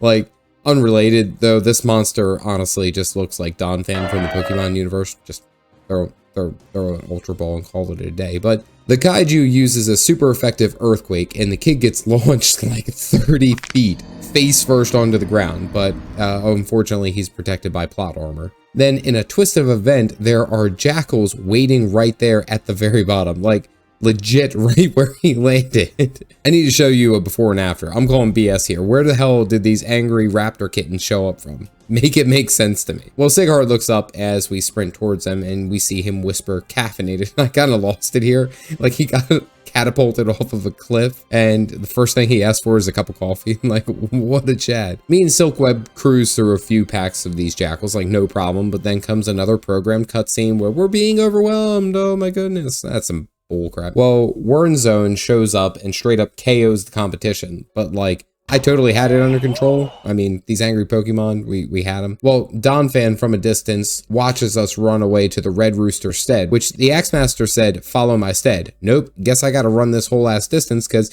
he made it sound like I was gonna go with him. No, I got left there and everyone ran off. So, well, another huff, and Nedard thanks us for saving his grandkid, and Wernzone is sad. And then Galactic walks in only to watch me teleport away. Bye! Am I a joke to you? I finished the quest and then accept a new one called Bleeder of the Pack, where I need to test my might against a terrible trial. Like, okay, maybe finally some action, challenging action. Also, Galactic has moved on to core exercises this week. Gotta stay in shape, gotta get them gains. Well, we arrive in the Salt Strand with Sulkweb, only to see this wizard fall from the sky. Like, no explanations, just like flat on the ground. Nothing but a flying corpse, so I do the only thing reasonable and dance on their corpse. So here comes the trial, and me and Salk get attacked by a bunch of moles, which seems kind of like a lazy trial, or like they could have done something a little bit better, but this is immediately followed by the worst possible meme that I have seen in a very long time. First off, how the hell did he get up there? Second, oh my goodness, who could that be? I immediately identify the axe. Like, I started circling it. Like, this is terrible. Well, my Salk B says literally, oh brother. Foreshadowing. Who could that be? All these able-bodied ambushers come running out of the salt, and I'm swinging my axe with such ferocity. Like, we know who this is, right? Like, we know that these are members of the Marauders Guild, and I like purged 20 of them. They were weak, and they didn't deserve the rank. Well, then out comes a familiar Marauder. Who has a giant spicy battle axe in blue armor? Who could it be? Well, this fight is actually super easy, and he goes down. Salk asks me not to tell anyone about this because it's kind of embarrassing, which I agree. I leave the instance only to see Galactic nuking every mob in a 3/4 mile radius. Just a death cat sprinting around exploding darkness. Well, anyway, we get back to the Marauders Guild, and I get to choose a piece of gear for completing my trial. And I see this heavy iron armor, which is a massive defensive upgrade. Look at all that armor. But the problem is, the reason that it's such a defensive upgrade is because it doesn't allow you to wear a helmet with this chest piece. So you basically become a giant tin can and you cannot move your neck. Like, what the hell is this? Oh my god. I didn't realize that this armor was going to turn me into a damn owl that can't turn his head because of the armor. Like, this was so funny. I love it. And it is also funny is because there's no expression. There's nothing going on in there. Well, I get back to the Red Rooster Stead to check in with our angry English boy, and I'm going to read you a bit of this dialogue, and I want to see you the response that my marauder gives me. He's like, yeah, I know you can beat that bastard. You got to. Galactic impatiently waits for me to finish my shenanigans as I talk to Bronbar and Salk, but like their movements are really awkward right here. Bronbar stands a little too close for me, and then Salk stands way too close. Hey, how you doing, little mama? Let me whisper in your ear. Well, we follow a trail of destruction brought on by our elephant Pokemon to have this giant-ass climactic battle, which starts with us finding this overturned Wayne, which I honestly, when I was reading this, I thought it was like that was someone's name. Like there was the guy who was overturned and his name was Wayne. I blame this game. You know, I was disappointed to just see a cart. My marauder inspects the cart, and in the distance at the trailhead appears this overgrown Dumbo. The expression of absolutely nothing rolls across my marauder's face. There's not a single thought in there. Nothing. It's just, we got this climactic battle. And it's actually pretty good. I get to pop Berserk and lay down some overpowers to crush the big boy. Brosidon takes on the ads for me while I work the biggin down. My marauder, I know, is looking forward, looking right at the monster that he just slew. But because he ain't got no neck, he keeps heaving like he's about to just puke everywhere. Sighart shows up to see that the kaiju that killed his parents, and I swear the stash is sitting here saying, he was like this when I found him. Sighart is so sad and states that I actually did it. Caffeinated actually did it. The boy sees this and now wants to train to be a marauder as well. I talk with the team, which is actually really funny, is because they say like one phrase and then phase away. Like, bye. See you later, nerd. We get back to the Marauders Guild for a celebration of my triumphant return, and Warren Zone is sad because there's nothing left for him to teach me. Caffeinated Dad? What do you want to be when you grow up? We continue on our story into the chamber to see Merweb, and I think it is Merlveb, because someone told me that this is like Germanic inspiration where Y's sound like V's, because that makes it easier for me to understand, you jerks. Well, she's going on about how great the company is and why we have to keep fighting, and then these two Keebler elves show up and start chit-chatting with me, honestly. Did you look as the Admiral bid you? It is a rather stirring standard, I must say. Like, I don't know who this voice actor is, but I immediately hate the smug voice. I know this is probably going to piss someone off because that's probably their favorite character in the series. I like, as soon as he starts talking, I immediately said, I was like, what an ass. Well, the twins introduce themselves to me and they already seem to dislike me, but like, good. You can't see any emotion into this armor, buddy boy. Like, straight up, I'm ignoring everything they're saying. I'm not even making eye contact. I know that his character head model is turned to face the kids, but there is no expression. He is facing away. It's perfect. Well, now we go to see our girl Connie in the woods to hear what the twin adders have to say. And I will say I like this bit of an explanation where we get to learn a little bit more about the city-states that we are a part of and how they came to be and who these people are. And then guess who interrupts my educational seminar? God, I'm trying to listen and get some education from my girl Connie, but no, you got to talk about history and stuff like that. Also, I learned that the humans in this game are basically called Hyur, not higher. So I did gain a little bit of a factoid there. These stories are hinting at probably what I will have to go and do if I choose the specific city companies to follow. Basically a foreshadow of who we'll have to combat, why we have to combat them, and basically why it's important. It does seem to be a reoccurring factor, a main factor here, and that is with the Empire, the Garlean Empire, which honestly, the first time that I heard this, it made me think of garlic bread. So in my opinion, they're the garlic bread empire. Just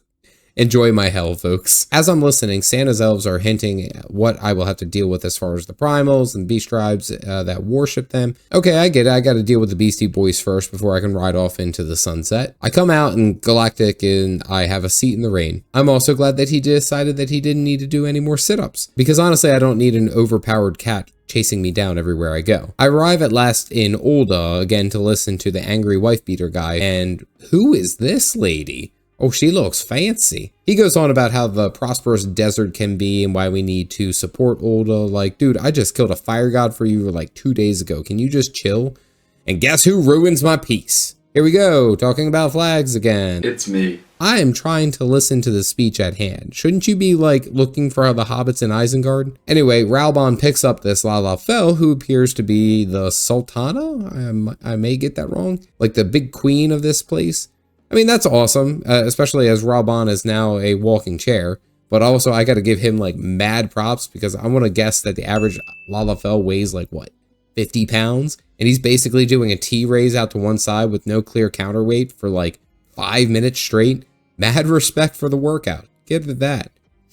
Oh, anyway, so Aquanaut is talking to me, and Calf Dad is just miles away right now. But it seems that I have to head back to Minfilia the Minor, and yes, I read the comments. For the reason that she's the leader of the Scions is because she has the Echo. She's not a fighter, she's a minor. Which honestly, you think that she would still have different apparel on, but it's just me. I get a little cutscene of the two angry elf twins, and they're discussing why the grain companies are bad, and they drop this line. Wait a second. I've seen that white hair and elf ears before. Are these Louis Suave's grandkids? Ooh, plot twist. I may be wrong on that, but I am paying attention to these little things. I think I can put that together. I think those are Louis Suave's grandkids. I talk to the grain companies and hear what they have to say, but it's all it is just like this meme. Nice to meet you, Peter Tencio. All right, nice to meet you. Jerome Smith. Come on, brother. What's up, fam? That's all I was thinking about this entire time. Well, now I go to the Maelstrom Command to get sworn in, but oh my god, another crisis before I'm officially a Maelstrom recruit. This personnel officer straight up asks me to help, but look at this text. This is highly irregular. Dad, help please. Dad, come on. Well, he pans to my Marauder to see his reply. So anyway, I go to Cedarwood again, and it seems like the Garleans are tracking down this engineer, but I like run full sprint in a massive metal tin can, and like nobody hears me, I guess. This engineer we go to arrive and speak to, he doesn't trust me, so he goes to pick a fight with me. Try me, bitch. Well, luckily some storm soldiers vouch for me, and we are good to go, but basically, this ship represents years of research that the evil Darth Vader tribute band wants back. Well, we all charge in because there's a Lalafell engineer who didn't get off in time, and, well, we slice down all the soldiers only to fight a giant mech. Like, I was not expecting that. This got spicy real quick. Luckily, there's, like, no issue with the fight, and the engineers are saved. I get the clearance to head back to Limsa, and I get probably the best line of text thus far. Thanks, Dad. The personnel officer swears us in with his entourage, and we swear the oath. I get to choose the best answer, but given my armor, he wanted to swear an oath and he couldn't speak through the armor. There's nothing. And they're like, oh, the strong silent type. No, he's screaming in there. You just can't hear shit. Well, on stream, I get the Chocobo quest ready to tackle a portion of the main story scenario, because apparently I can get the beginner mount now, but I needed to get some storm tickets. So here we go. Also, fun note, the soldiers now call me Private Dad. It just gets worse. I get this quest to go check out the PvP area of Crystalline Conflict, which is located on the Wolf Den Island. But this is actually just a simple go and talk quest, easy peasy, no problem. And now I get to unlock my mount. I also have to talk about the sprint animation in this game, because with this armor, he forces his head down, and while he's sprinting with his weapon out, it's just straight bull rush. Like, he is straight Kool-Aid Man in it through a wall. Like, what the hell? I was cracking up. So I get my bird, and this lady literally is wearing a Chocobo mask. Like, she's really committed to the job. Kind of reminds me of like a burger mascot at a burger joint. Like, there's like a 17-year-old kid in there, and it's like, I hate my life. Then my character stares off into nothing. And I get to name my bird, but I offer you this little clip of an explanation of my Chocobo's name of Lil Espresso. My daughter is very enthralled with YouTube and watching me do all this stuff, and like, she likes watching my videos and my streams and stuff like that. Some of the more, regular viewers of my channel will know that I've talked about her. So much so, and I keep it right here because I think it's adorable. My daughter went ahead and my oldest daughter drew my logo and Caffeinated Dad Gaming for a school project. That's how excited she was for me doing all of this. And she's so excited that she wants to actually create her own YouTube channel. And the YouTube channel that she wants to do when she wants to put her name is, and I'm quoting, Lil Espresso, Lil Espresso. And she's just so excited to, and I'm pumped for it. Like, honestly, once we actually get her to focus, I'm very excited for it. It's like one of those things where I didn't realize the effect that I was having on her, because apparently she talks to like people in her school, and she's like, oh, my dad's a famous YouTuber. And I'm like,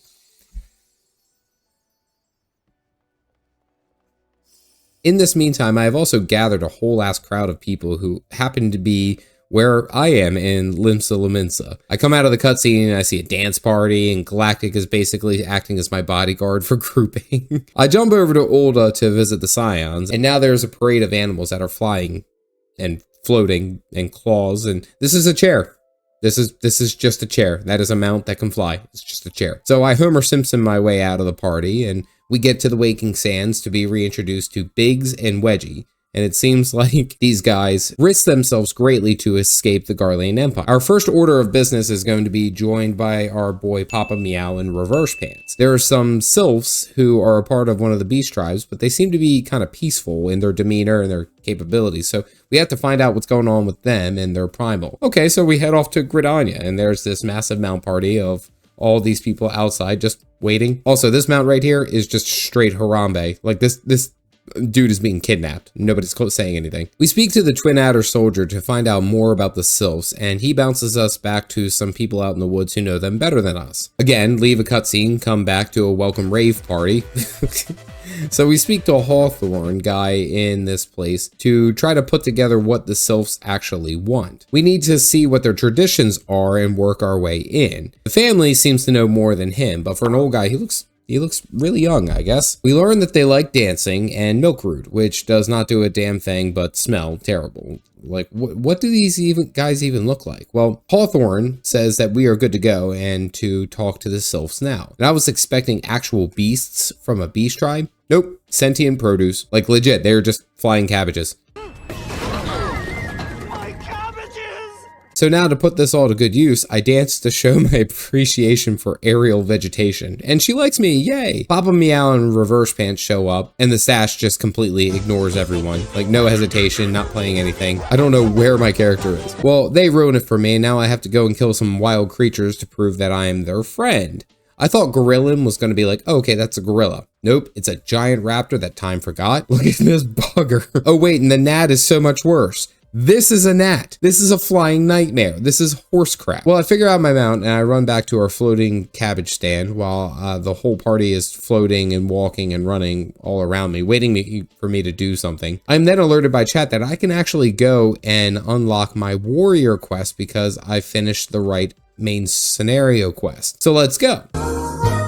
First, we head to this place called Costa del Sol to reinforce some of the Marauder guildmates, which chat is like, you will love this place. Well, this place is, of course, in the middle of nowhere, as most things are. So the giant parade is running all over Lonoska. And once we arrived at Costa del Sol, look at this massive, beautiful beach on this, like, vacation land. Good gracious, man, I want to get stationed here. Well, apparently, the Teenage Mutant Ninja Turtles have been wreaking havoc in the area, and literally, that's their big problem. It's just turtles. The hell is this, guys? Like, it's a turtle. I go up and talk to this Rogadan called Fell Demon, and look at this dude. Full on rage monkey and screaming. Well, he summons a bunch of angry turtles, I think. He may be cosplaying as Master Splinter here. Probably. So here goes my marauder killing again. We take on this entire endangered species and end up killing most of them. And then this absolute unit comes back to fight some turtles, and we get to see his name, Curious Gorge. I'm out, man. Curious fucking Gorge. I hate this game. I hate this game so damn much. I need to talk to Yoshi P about this because this is ridiculous. Like, he probably paid someone a lot of money to come up with that name, Curious Gorge. Oh my God. Well, we finish up the turtles, and he is literally aware of how ridiculous his name is, and he threatens us if we laugh at it. Too late for that, buddy. Well, then I try to read this pirate voice line, so enjoy. All right, hold on. I'm gonna try to read this. From the guild, you say? Well, blow me down and call me Boogie. So stupid. Had you told me sooner, I'd introduced her myself with proper respect. I hate myself a little bit. Well, he says he would teach us because we had the strength of 10 men, and for us to unlock the warrior, we have to go stand under a waterfall, which honestly is kind of romantic. I really didn't think that is what he was curious about. We could have met anywhere else, just saying. He hands me the Soul of a Warrior quest, and Tyler Chambers congratulates me by saying, "Welcome to Warrior, the job that is too angry to die." Nice. Well, I figure out my job stone, and it seems that the beast gauge charges as I'm landing blows and attacks, so this is pretty cool. I ended up seeing some of the warrior skills, and I will eventually be able to unlock more as I play. Pretty cool. All right, so let's go ahead and review this leg of the journey. This chapter has absolutely been nothing but my marauder ascending into warriorhood. Or rising to warriordom. I don't like that either. But the big thing is that I've gotten to see some of the developments of my previous class-related quests and how they influence my rising power over time. It's awesome to catch up with Sighard and see his personal development, especially given that I kind of missed that introduction quest because I accidentally spammed it too quickly. But then taking on the wild Pokemon Buffalo Bill, it was actually a really nice apex, we'll say, a very nice apex quest chain for the Marauder. I will admit, to unlock the warrior, I was expecting a little bit more depth, and maybe a couple more quests, training things perhaps. We essentially went to a beach vacation, talked to a turtle dude, and became a warrior. Now, I will say that this is only probably the beginning part of the journey, and I will more likely not have more warrior quest lines moving forward, but to unlock that, it felt kind of fast, in my opinion. Also, again, why do we have to meet under the waterfall? The main scenario quest is actually pretty cool, choosing the city-state to represent, kind of reminds me of Guild Wars 2 in a sense, where we had to choose between the Priory, Order of Whispers, or the Vigil. Although it seems like there's more of a big focus of the story, whereas I felt in Guild Wars 2 that the orders were less intensive, I suppose. Maybe it's because I'm paying attention now? I don't know. My first stream for Final Fantasy XIV had an incredibly large crowd following me, and it just shows you, in my mind, how much people love this game and how dedicated they are to it. I'm excited to see more of this story and to continue my journey through Eorzea. It's been quite a while since I have had a game truly show me what I have been missing out on. I've been continuing my first playthrough of Final Fantasy XIV only to be reminded of the joy of grouped content and why it is so good for this genre. I mean, technically I am playing an MMO, right? Well, I got to experience that critical aspect firsthand again, and it has quickly become my favorite thing here in Final Fantasy XIV. Thus far, of course. And here's what happened. So we pick up our journey back in Gridania, where we are helping the Sylphs locate their kidnapped elder, which I'm straight up calling an old cabbage because, well, it's an older elder cabbage. Nothing clever here, folks. Well, it turns out that there were some Sylphs spotted in the South Shroud, but that is not normal. So I go poking around and out pops a bunch of garlic bread people. How are you? Yes, I mean the Garlean Empire people, but I've internalized it as the Garlic Bread Empire. Buskarin, the bartender, is confused because the Whalers, which are the guards in this parts of the Twelves Woods, have already been on high alert, but the Garlic Bread Empire is still coming through along with some of the Sylphs. I wanted to take a moment to highlight that if I said this to any non-gaming person or outside of context, I would be institutionalized immediately. How could this happen to me? Like I sound crazy what I'm talking about here. Buskarin has an idea of the suspected traitor, and he thinks that it's one of the Whaler guards. This person is all of a sudden being able to afford big drinks and a party and stuff like that, which apparently the Whalers don't pay jack shit. So they're basically a 9-to-5 job at like your local Wendy's. One of their guards, Lauren Tias, but I gave up like halfway trying to pronounce his name, so I just call him Lauren, is the main suspect. So we go and track him down and start investigating him. He calls for help and we get a single garlic soldier to appear. And literally my warrior is a brick shithouse, and I'm quoting from someone from stream. It's like I'm a tank. So I don't know what this Garlic Empire soldier was hoping for. But again, we have to chase down this guy, which this guy gets dirtier than a pig in a trash pile. Oink. We finally confront him for the final time, I hope, and he admits that he's been selling out the Whalers maps and patrols to the Empire so that, wait, I'm just going to stop right here and just say that this is like the 3rd or 4th soldier that we like cannot trust because they sell out their patrol routes for like Gil and stuff like that. What the hell happened to Honor? Honor died on the beach. Well, he calls out his garlic bread friends who appear to be in cohort, of course, with this dweeb.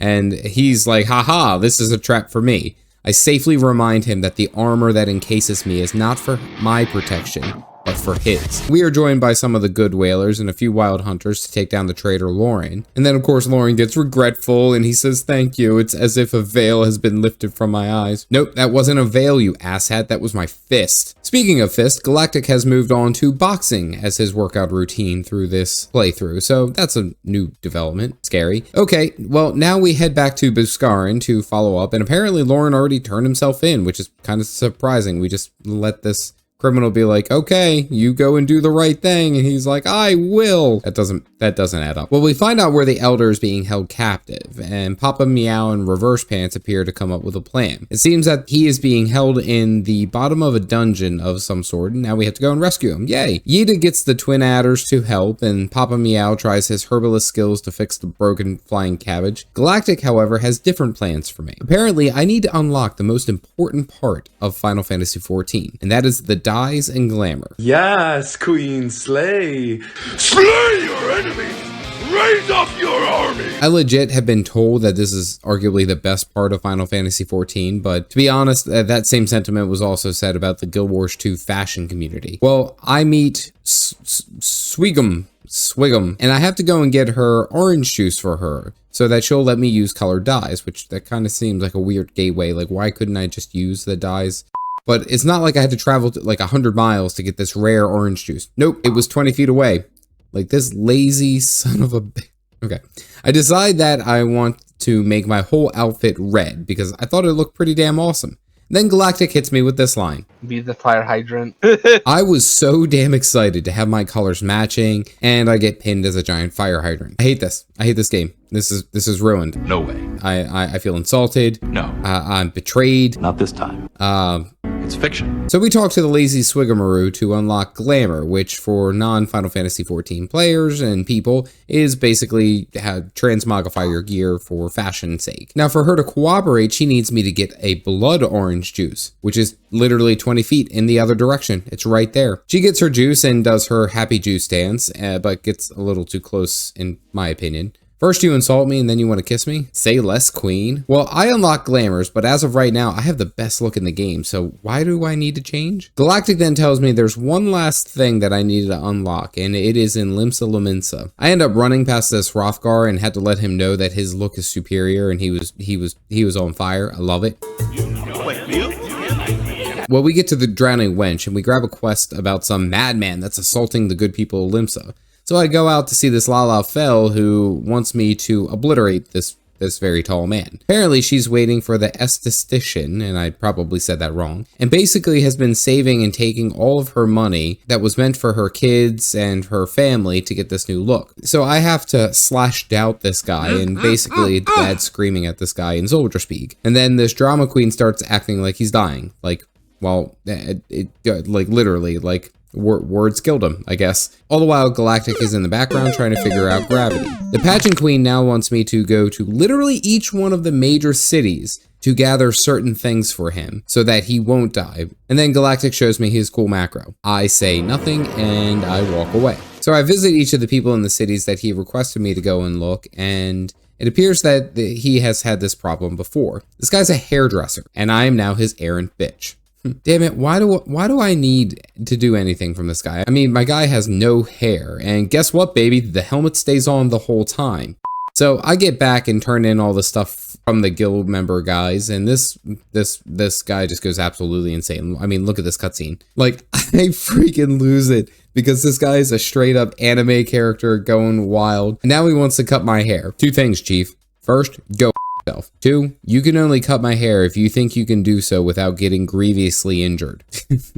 I'm sorry, the helmet and the armor absolutely make this cutscene. Like, he gives me his calling card and then Trolla rolls off into the distance while the disgruntled Lalafell lady chases him down. I see Galactic pretending to be a gorilla. Anyway, moving on. On stream, I immediately call Galactic out because he called me a fire hydrant, and now I can't unsee it. Chat all agree immediately too, which tells me that I ain't getting no damn respect in this house. Anyway, joining back with the main scenario quest, I now have to dive into the malls of Total Rock. So I grab up some of the following entourage, and here we go. Chat starts telling me all about the limited job, the Blue Mage, and honestly, I kind of like the idea of it. It seems like it has great capabilities for solo play, but really not for group play. It doesn't do enough to my understanding. But now, many times I play on my own, but I think I would be interested in seeing more of the different classes after I get through A Realm Reborn and following up with some of the ones that I missed. I do want to, of course, first and foremost, primarily be the warrior tank and do my first playthrough as that job, but I also want to see the capabilities of like the Dragoon or maybe a Black Mage. We get to the bottom of this dungeon and we see Hawkmoth, but this guy's like having trouble speaking because his sentence structure just doesn't add up. The Askian's name is Lala Bray, but chat gets the autocorrect from his real name, which is Lala Bread. Maybe this guy actually is related to the Garlic Bread Empire. No idea. Well, he turns around and zaps a dust mite crawling on the wall, and it turns into a massive scorpion because that makes sense. Well, the scorpion goes down faster than a chunky kid on a seesaw. And at the end of the dungeon, I love that my warrior does the whole Napoleon Dynamite fist pump for victory.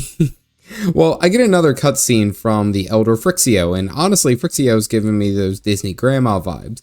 But then we get a vision of the past in the Darth Vader tribute band, and it shows them messing around in the 12's woods outside where the flying cabbages live. Well, we return to Buscarin, who gives us some oil to smooth things over.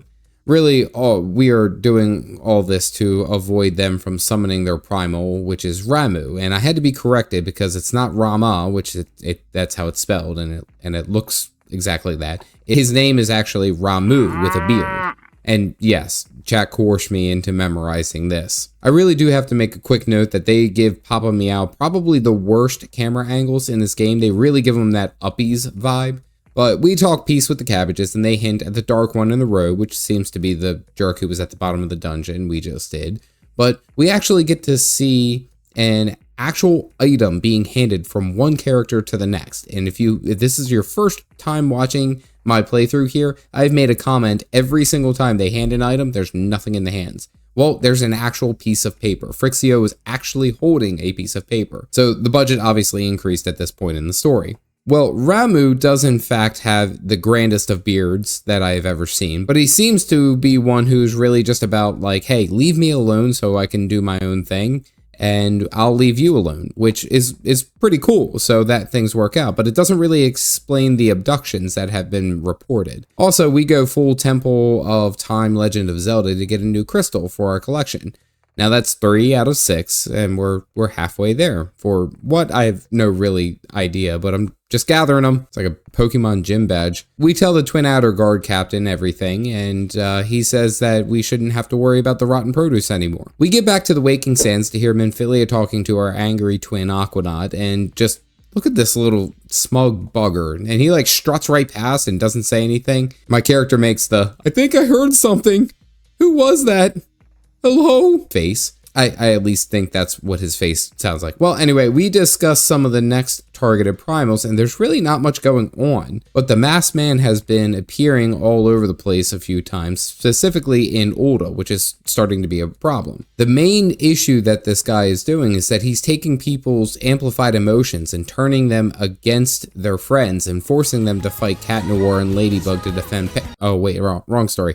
Well, I'm sorry, that was a really specific reference I have probably done thus far. Well, I rant about sponsorships, that I won't follow products that I don't believe in, but I am here outside of the Dry Bones camp with some backup dancers, and I need this Lala Fell to help me find the Lala Bread guy. Interesting. We questioned the local merchants, and it seems like they are all saying the same thing. They have been seeing the bread guy here, but, you know, they really couldn't point him out. We go to this area to investigate a point of interest, and it causes the single foot soldier to spawn to stop me. You really gotta say that these people really don't know how to manage anyone. I mean, you're sending a lone soldier against my brick firehouse hydrant guy one-on-one. Like, look, I took down a literal god, and you're just gonna like, yeah, let's just send Kevin, the intern. Yeah, he'll be fine. He's fine. Well, someone deletes him before I even get a chance to finish him, and now the Lala Fell sends us to his boo Hihihara at Alamigo, which I read this initially as Hihigra at All Amigos.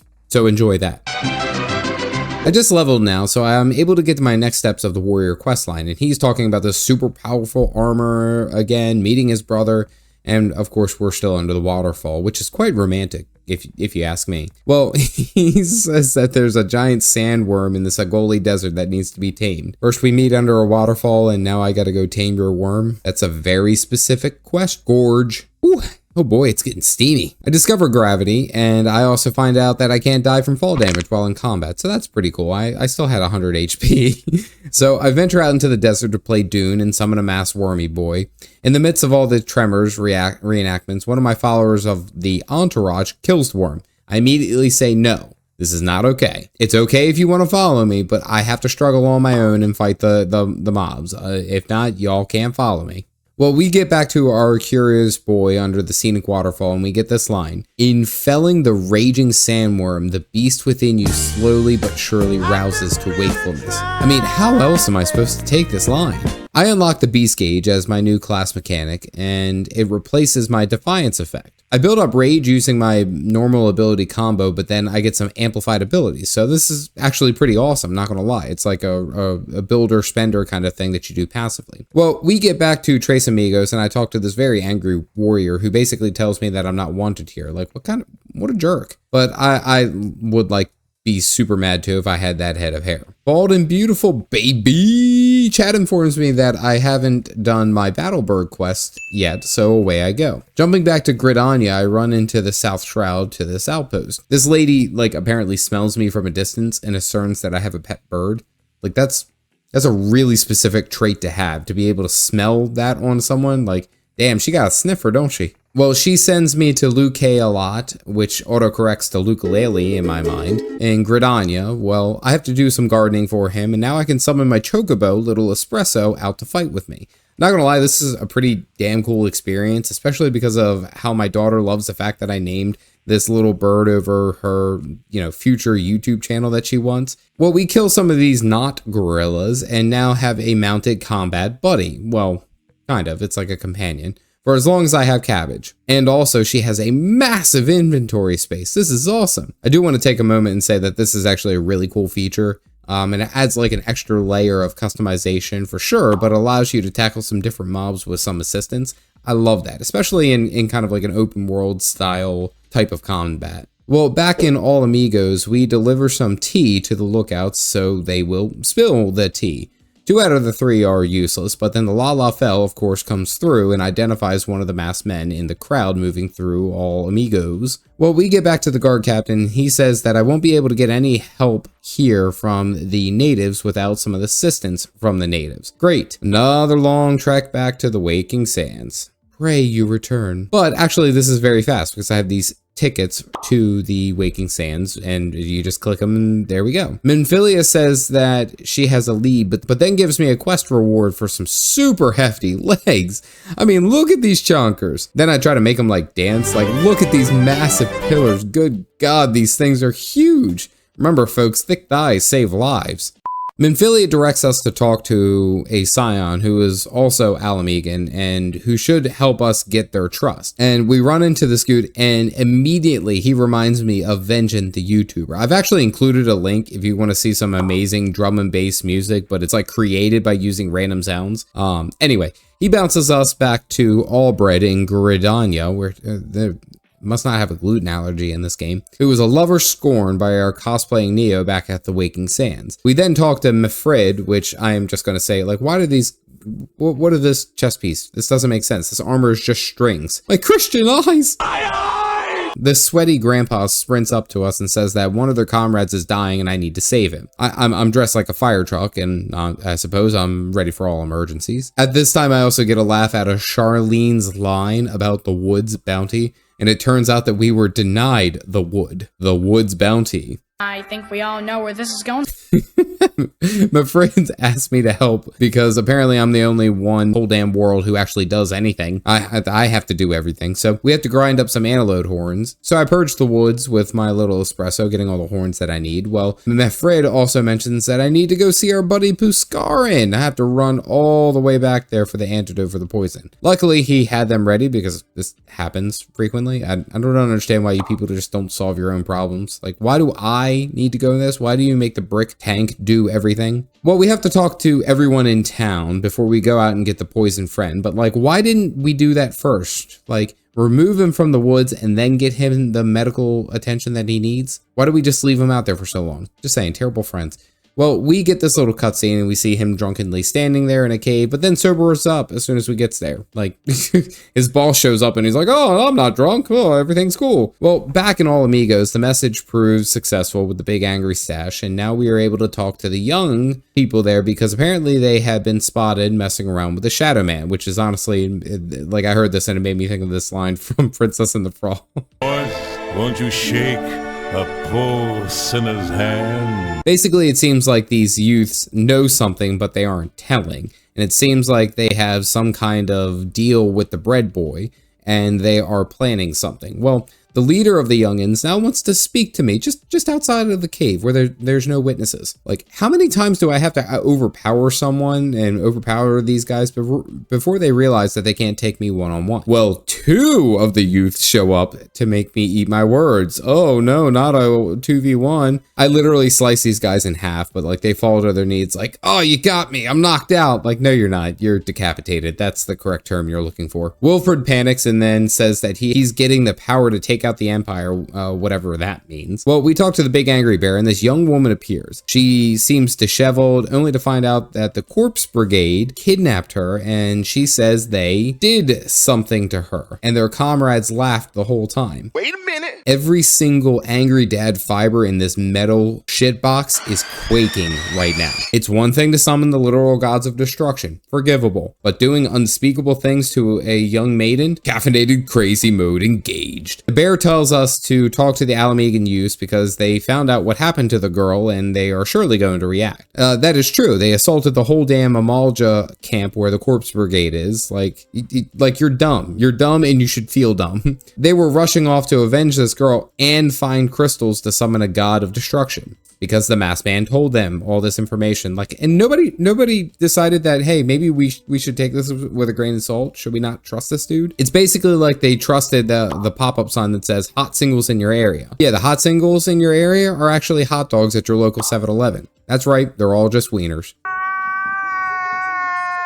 I just gotta say, I impressed myself with that joke, actually. Well, the Amalja dragon statues come charging out at us, and I have to point out that the bear shows off his spear, but then this other Alamegan just like holds up a stick like, I got it! It's just a damn stick against some dragon statues. We fight a couple of these guys, and then some tempered guys show up, which, if you remember, those are the ones who have been sneezed on, or at least what I hope is sneezed on.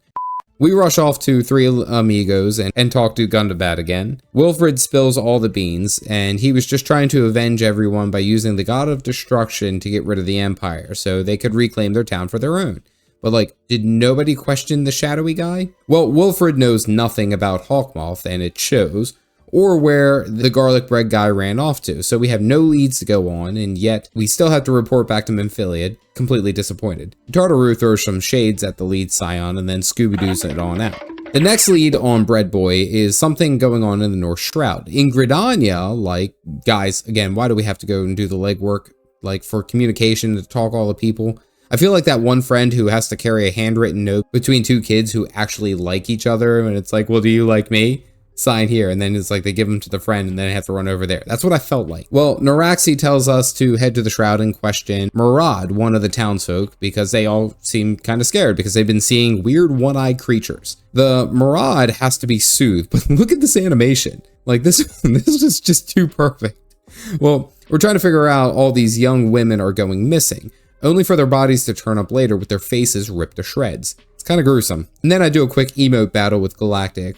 Well, Adine says I should go and look out for some of the Ziz in the area. The Ziz, Z-I-Z, is literally their name. So I go and kill some of these massive raptor giants, and I'm not gonna lie, like, these things would be terrifying to see in the wild. Aideen has a laugh because they are only kidnapping beautiful young maidens, so she's like, I'm first on the list, right? I'm sorry, little one. Well, her buddy says go right into the area in the same spot where they saw the flying eyeball monster, and I nearly catapult myself off this cliff and die because Galactic was distracting me with animations. We check out the rock where this giant flash and moan was being heard, and it's literally just some rocks. Like, why am I wasting time here, guys? Come on now.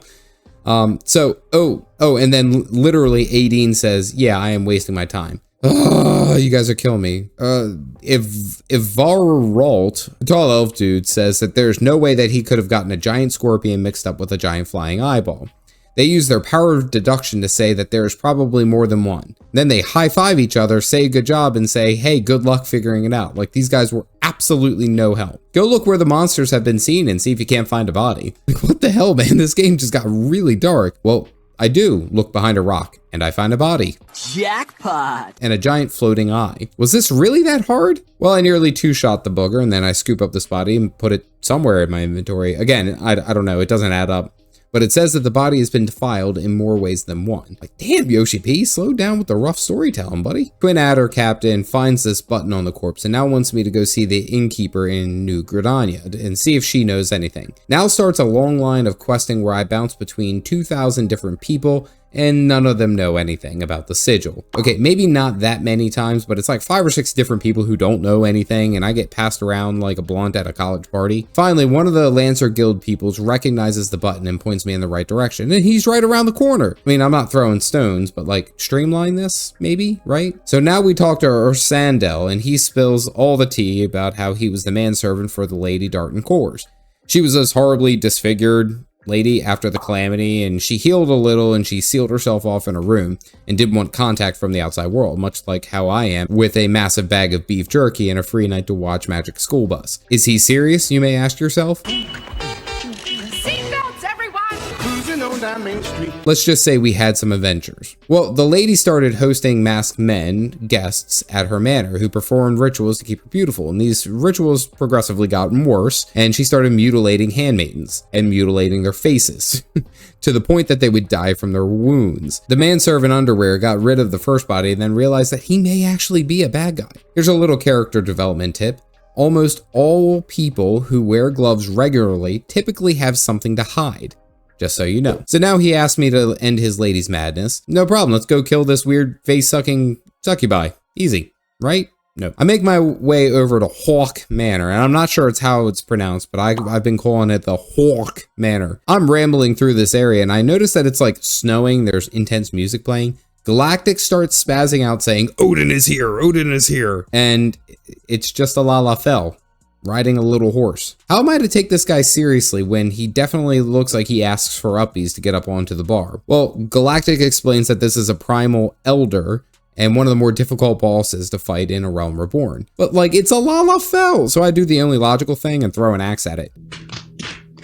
And then I start running for my life. And this catching up to me very, very quickly. And then the Lalafell Heatseeker one-shots me. Doesn't also help that he's level 50 and I'm only level 36. Galactic informs me whoever gets the last killing blow on Odin will have their character model be the next Odin when he next spawns. Shortly thereafter, a group starts forming and we take down this little powerhouse. The fight goes basically how you would expect it. I sit on the sidelines throwing what I can and trying to figure out which particle effects are mine and which ones are the bad ones. I have no idea what's going on with these things. There's so many lights and sounds and all I'm doing is throwing a tomahawk. I'm not even sure what touched me, but I get one shot again. This happens like 14 more times. I can't even get to like full HP and Galactic's doing his best just to keep healing me. But this goes on for another 2 to 3 minutes of me instant dying and then not really being able to move. But we get Odin down and I get some sweet loot, apparently, that I can use when I get to max level. So I'm pretty stoked about that. We finally get to the dungeon and I need to deal with the Hawk Manor Lady. Well, Galactic finally does something that I can pick on him for, and that is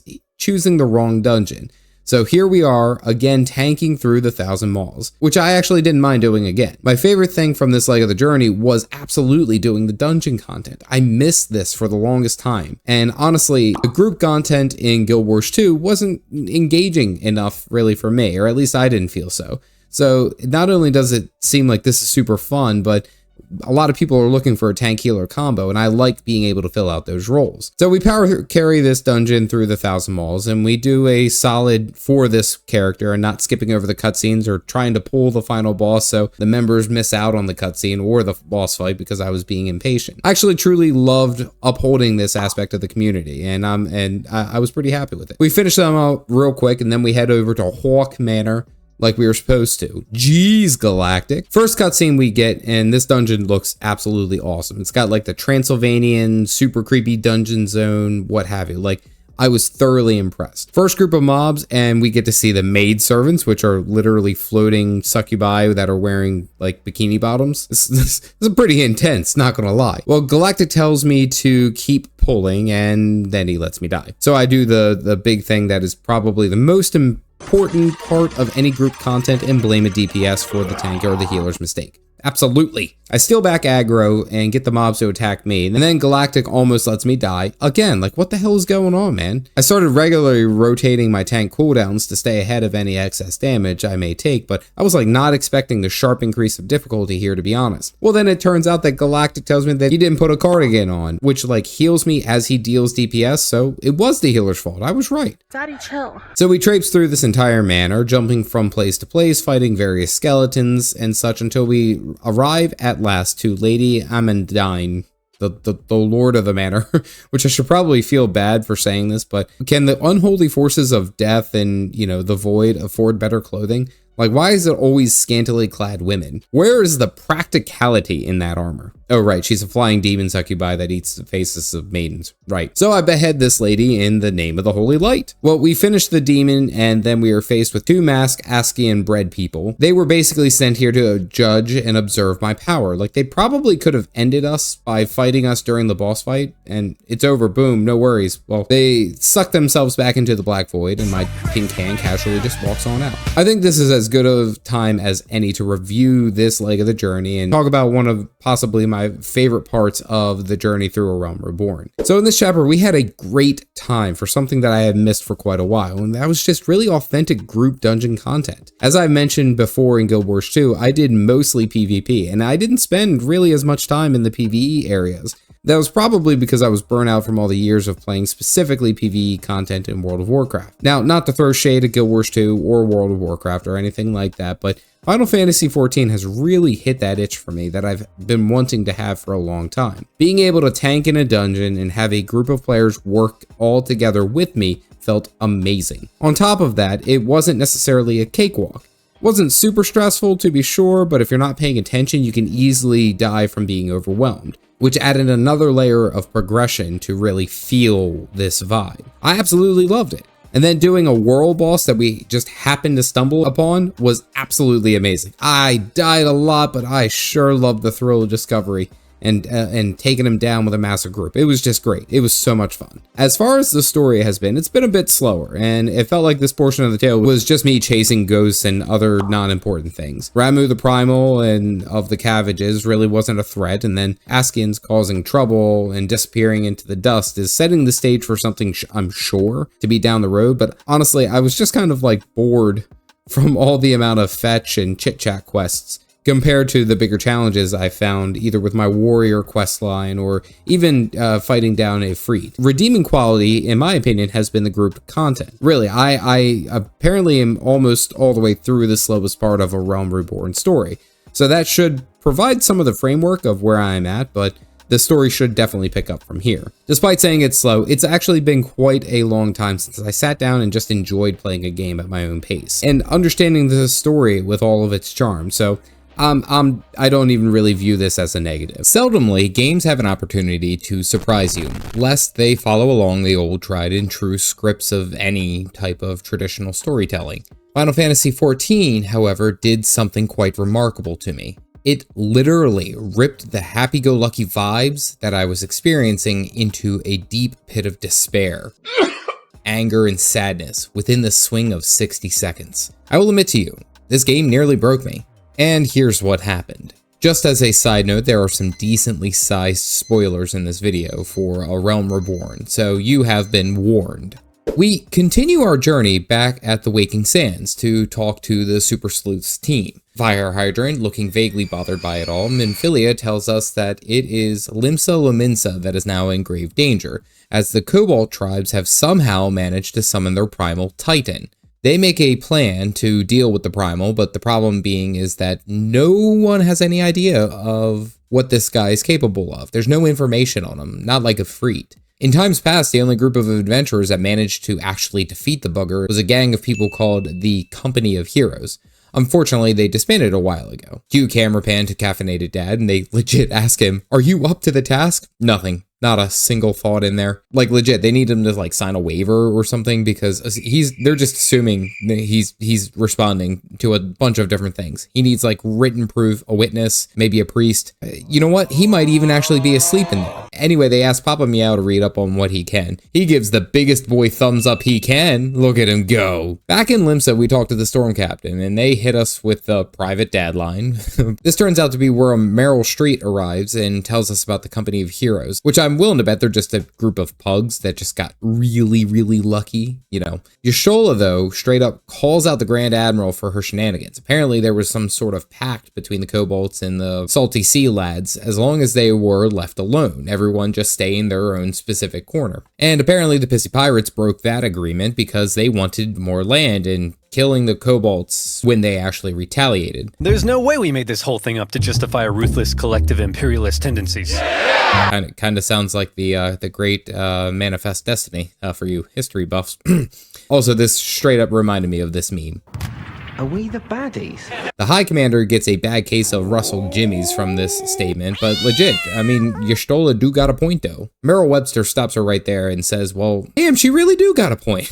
But carries on to say, should we just like die then? Cue another question asked directly to my tin can. Y'shtola says it's our best bet to track down the old Company of Heroes and see what they know. Apparently, one is working as a miller. Like, you slew a god and then you're like, yeah, I really do like corn though. After an obnoxiously long chocobo ride, we arrive at this mill to talk to Tractum, I think. His name made me say 3/4 of the word tractor, so his name is now Tractor Tire. He reluctantly obliges us to tell his story of taking down the primal. Then he stands up and I immediately regret talking to this dude. I suppose I didn't recognize the cheetah print here, but what is really killing me is the ultra-large Sonic the Hedgehog tighty whities. I swear, dude, you just sit back down. You were fine. Like, half of the dialogue is him flexing in uncomfortable positions very close to me. Dude, can you not make a direct eye contact? This is so awkward. Caffeinated, being ever stoic, crosses his giant metal arms to say, I think you're full of shit with your goofy ass straw hat. This dude goes, what's the look for? I'm a goddamn hero. But like Caffeinated's face hasn't changed at all. Like, dude, chill. Maybe there was a draft. I was cold. Well, Manthong gets all bunched up and now he says I have to destroy a rat's nest for him to feel more charitable with his information. So after simply devastating Ratatouille in his chef's hut, Tractor Tire says that it's still not good enough and wants me to go hunt a giant goobler that is eating all the flour. But honestly, at this point, I'm just so damn glad he sat back down. Good God. We come back a third time and he's still pussyfooting around about giving us the details. And honestly, I don't want to be here because he stood up again. So now that's a problem. Also, take a moment to enjoy this face tattoo of a GD Chocobo. Like, this dude had me absolutely dying. Like, who put this character in? Like, right? Who designed this character?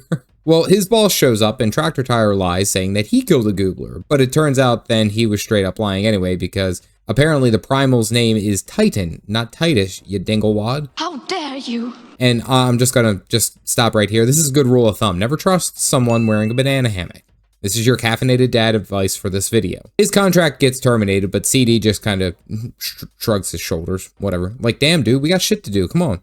Well, we step outside to see this massive boulder and a challenge. The person who can break the boulder first is the true gobbledygoo slayer. Again, this dude looks like a farmer and a pole dancer had a kid and then sent him to the thrift store. Like, well, we can't kill each other directly, but apparently he drugged me or something, and I keep getting paralyzed, which someone missing that much of their pants gave me sleepy medicine. I can't even write a joke about this. Like, I'm legit concerned for whoever put this guy in the game. Like, I'm breaking the fourth wall here, guys. Well, anyway, he swings at me and then sets up the slowest bomb in the world, and I win. He falls to his knees, which takes 5 to 7 business days because he's so damn tall, and it turns out that he was lying, go figure, because he couldn't get a job. But he did meet the captain of the Company of Heroes, so he's been trying to impersonate him. So that's actually something we can go off of. It also appears that he's wearing oven mitts on his hands. Last thing, that was all. We've returned to our favorite part of La Nosca, and that is Costa del Sol. We walk up to this angry road again to see him as an instant improvement because he's actually wearing pants. Fantastic, I like you already. Y'shtola and I try our best to convince old One Eye here, but he's being extra reserved and doesn't trust that we can beat the Lord of the Crags. Like, dude, I am an entire metal suit dressed like the leader of the Autobots. What isn't there to trust? Y'shtola starts getting pissed in cat noises because he needs us to prove that we aren't just some ordinary adventurers. Not gonna lie to you, P-Patch. We are extraordinary. I'll see myself out. Well, now we have to go play errand boy, so this guy will give us some information on how to get to Titan's lair. First thing is to earn his trust. Grab a frog leg. I have to say, starting out with this is just meh. I have to summon a giant frog to kill it? That's what earns your trust? Well, actually, yes, apparently. Whizcatch here met Tractor Tire a while ago at the mill, and he lied about being in the Company of Heroes when he was literally at a job interview with the boss of the Company of Heroes. It's like driving to a court case of Grand Theft Auto with the car that you stole. It's such a bad idea. Well, Worcestershire Sauce Man agrees that it is pointless busy work, and now he catapults me into the South Shroud to one of his colleagues to help prepare for a banquet of exotic proportions. We get to the camp to talk to Lanandel. We also roll right by that sniffer lady who somehow knows that we have a chocobo. Also, I do want to make a mention, someone in the comments suggested that she probably smells you like we smell someone who deals with horses. Like, I think we all know someone that deals with horses, and we know that fact without actually asking them because we can just go, yep, you've been fine with an equine recently, haven't you? Anyway, we talk to this angry elf man, Land O'Lake, and he says that we are going to be looking for the egg of a giant adamantoise turtle. He goes on to say that basically if you accept this mission, it is under my own free will and that we never talked to this Land Rover or Captain One Eye about this endeavor. Or else, and I quote, if you ruin my little charade by wagging your tongue, I'll fashion a noose with your entrails and hang you from the nearest heaven's pillar. Caffeinated Dad accepts the challenge and says, go ahead. Take it from me. We literally walk right outside this camp to grab this egg, and this turtle instant transmissions into existence to defend her nest, which is lore accurate behavior for most moms in my mind. Well, we get back to Land's End, basically says, okay, holy crap, you actually got it. I didn't expect you to live, but nice. Our next errand is to go all the way down to the desert to meet this Mikote, who is either drunk and slurring his R words or is legit just purring with each word out. I am uncomfortable with both. Well, we go to lay this trap for an angry dragon statue, and this guy shows up to 1v1 in the desert, but like, I don't know why this was a big deal to him. I take like 2 damage and obliterate this guy, and I steal his necklace. I also do get some better gear, and it's better stat-wise, but I immediately take it off because I need to be encased in my metal suit of death. Now the drunken kitty cat sends us out to tame his worm for some sweet rare meat. Wink. Okay, we get it. Moving on. Well, we use some bait to draw out this supposed rarer worm, but it's literally the same bottle, just only slightly bigger. Ooh, so rare. Exotic. Well, a quick Mortal Kombat fight, and the Catman is like, damn, you're a fine feline, and sends us back to Whizcatch at Costa del Sol. Also, once I get back here, I just got to take a quick moment to appreciate this guy's name. Seymour Butts.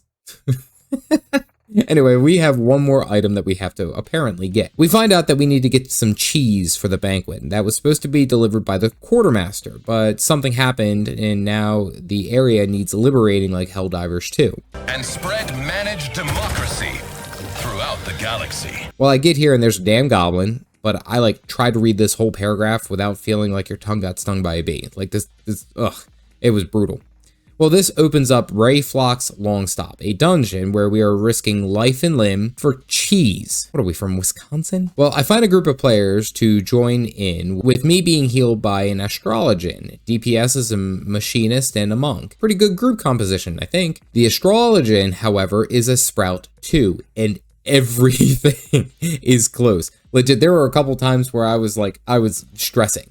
I know in my last video, I sat there and I talked about how much I enjoy doing group content, mainly because they're kind of stressful, but like this was like giving me gray hairs.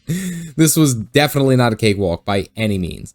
The first boss is a giant Ziz, and for the most part is fairly straightforward, easy tank and spank. The second boss is actually kind of close. I fall down to 100 HP and I'm like popping all of my defenses and potions trying to stay alive. We get the kill, but damn, it was really making me sweat. We get to this last boss and I swear its name is Hellbender. It's a giant frog newt thing. Like, why?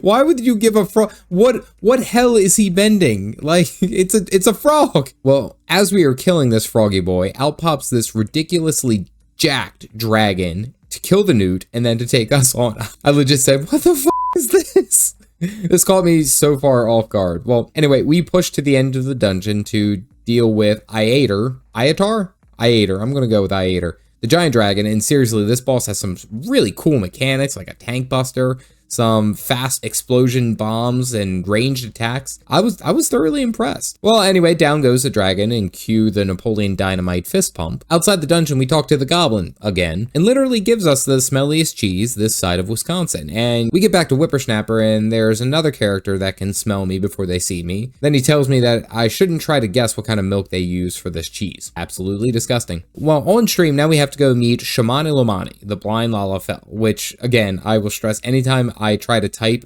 a comment using the word Lalafell on my phone, it auto corrects to falafel. It's kind of hilarious. I hope you appreciate that. Well, we need to get to the fanciest of wines for this party, but apparently I need to talk to the best vintner in town called Brilliant. We go and talk to this green chef Ramsey, and he basically says, piss off about the wine. It's only for good and experienced palates. Like, legit, I don't know how to take this.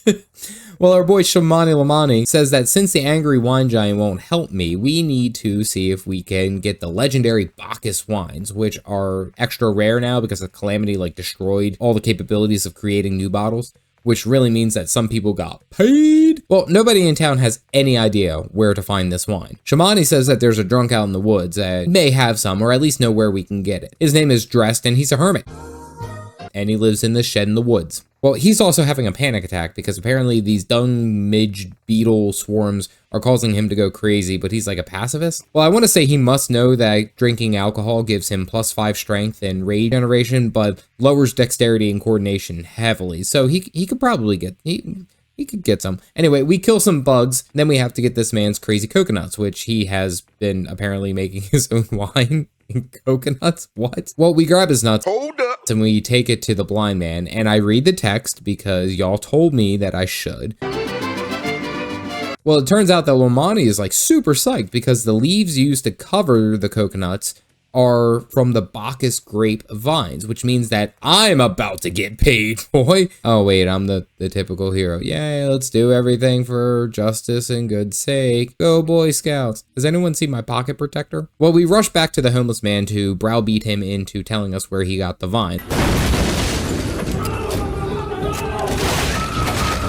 And it turns out that the vines are just growing on the back of some of our wild goobelies.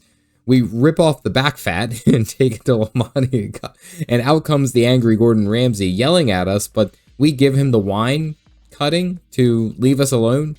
I'm sure we could have worked out a payment plan or gratuity or something like that. And anyway, he gives us a very old bottle of wine for me to give back to the one-eyed patch man.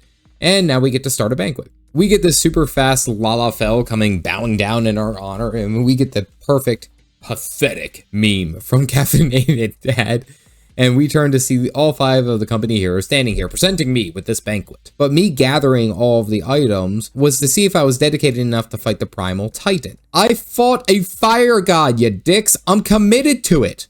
Also, look at this Lalafell. The stash, little sandals, absolutely killed it for me. Well, they all agree that I am good for my worth as far as a challenger. They pan to Caffeinated Dad, and it's just straight deadpan, he's listening to mariachi music in there somewhere. And now it's time to party. Yashola gives me the, damn, he really fills out that armor, doesn't he? Look, I also take this time to share this joke that my daughter told at school, and I think you all would appreciate it. She heard this one at school, and she goes, why did Dracula get kicked out of art school? Because he only knew how to draw blood. Oh, it gets worse. Oh dear, it is quite bad. Oh, it's so crispy. Also, this no longer is a PG stream because there are scantily clad cat ladies dancing around. The Lord is watching. We sit down to eat the feast, and there's all this great food, but Caffeinated Dad doesn't take off his helmet. There are no luxuries on the path of righteousness. There's only war. Well, the captain finally spills the beans of how we can get to the Lord of the Crags. Now we have to go whistle in this town at 3 specific spots to let the contact know that it's us. But like, what happens if someone just happens to be whistling through the town? No, okay, anyway, I'm reading way too far into that. Well, we get Ravioli out, and he makes mention of Beastmen Aetherites, so Caffeinated Dad is not obviously impressed. It turns out the Beastmen used Aetherites to teleport where they need to go, so we can use the same portal to get them where they are. Then this dude straight up gives sass to Y'shtola, asking if she is worth her salt. Well, it turns out she is, and now we are fighting the second Primal Titan. So first and foremost, chat tells me the best thing about this fight is the music, so definitely crank that shit. Ooh. Wait, hold on. I'll turn that up a little.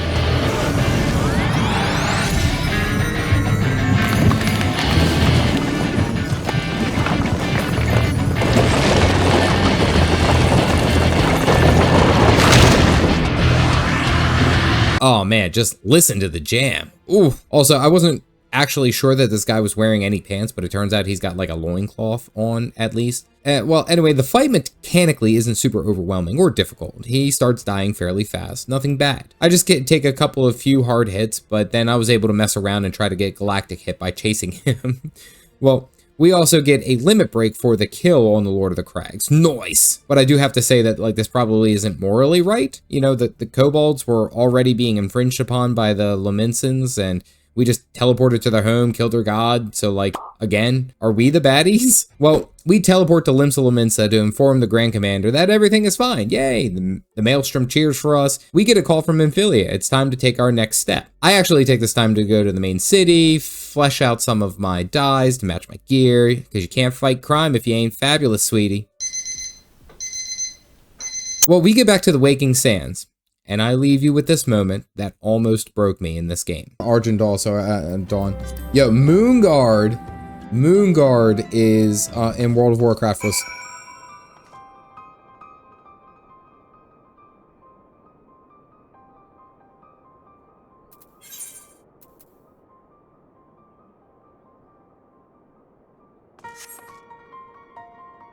The hell happened?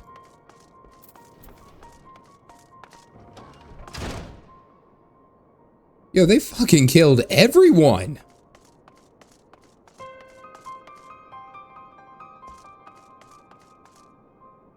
No, not our Vengeance dude.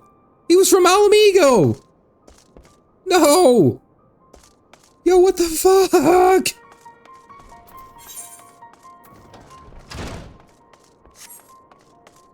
What the shit is this?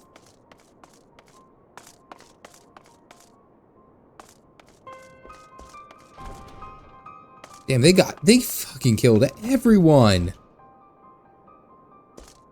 Yoshi P, you gotta frickin' chill, man. Unfortunately, your character doesn't notice any of this. It's too thick. Oh, and they killed Neuraxia. Maybe she's alive, hold on. What the hell?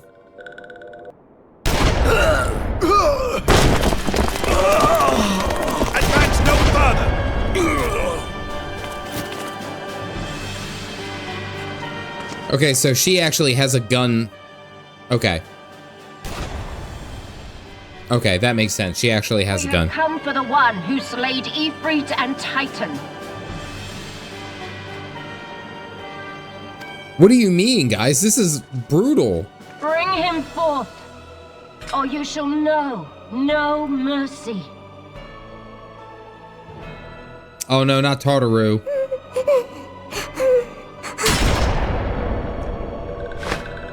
Damn! Yo, what the hell? Confound it. I surrender myself on the condition you spare the innocents. Conditions? There speaks the Supreme Sire. I'll grant you have courage, but you would be better served by armor.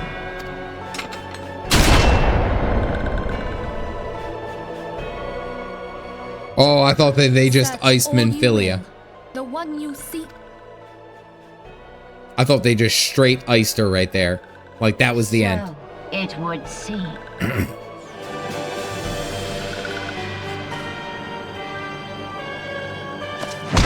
Oh, Jesus Christ!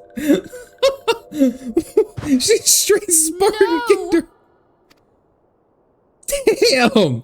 This moment caught me so far off guard that I was just blown away. Like this whole time, team building with my signs, fighting enemies, taking down primals, everything had been fun and lighthearted until this moment. It very much reminded me like this scene from Mulan.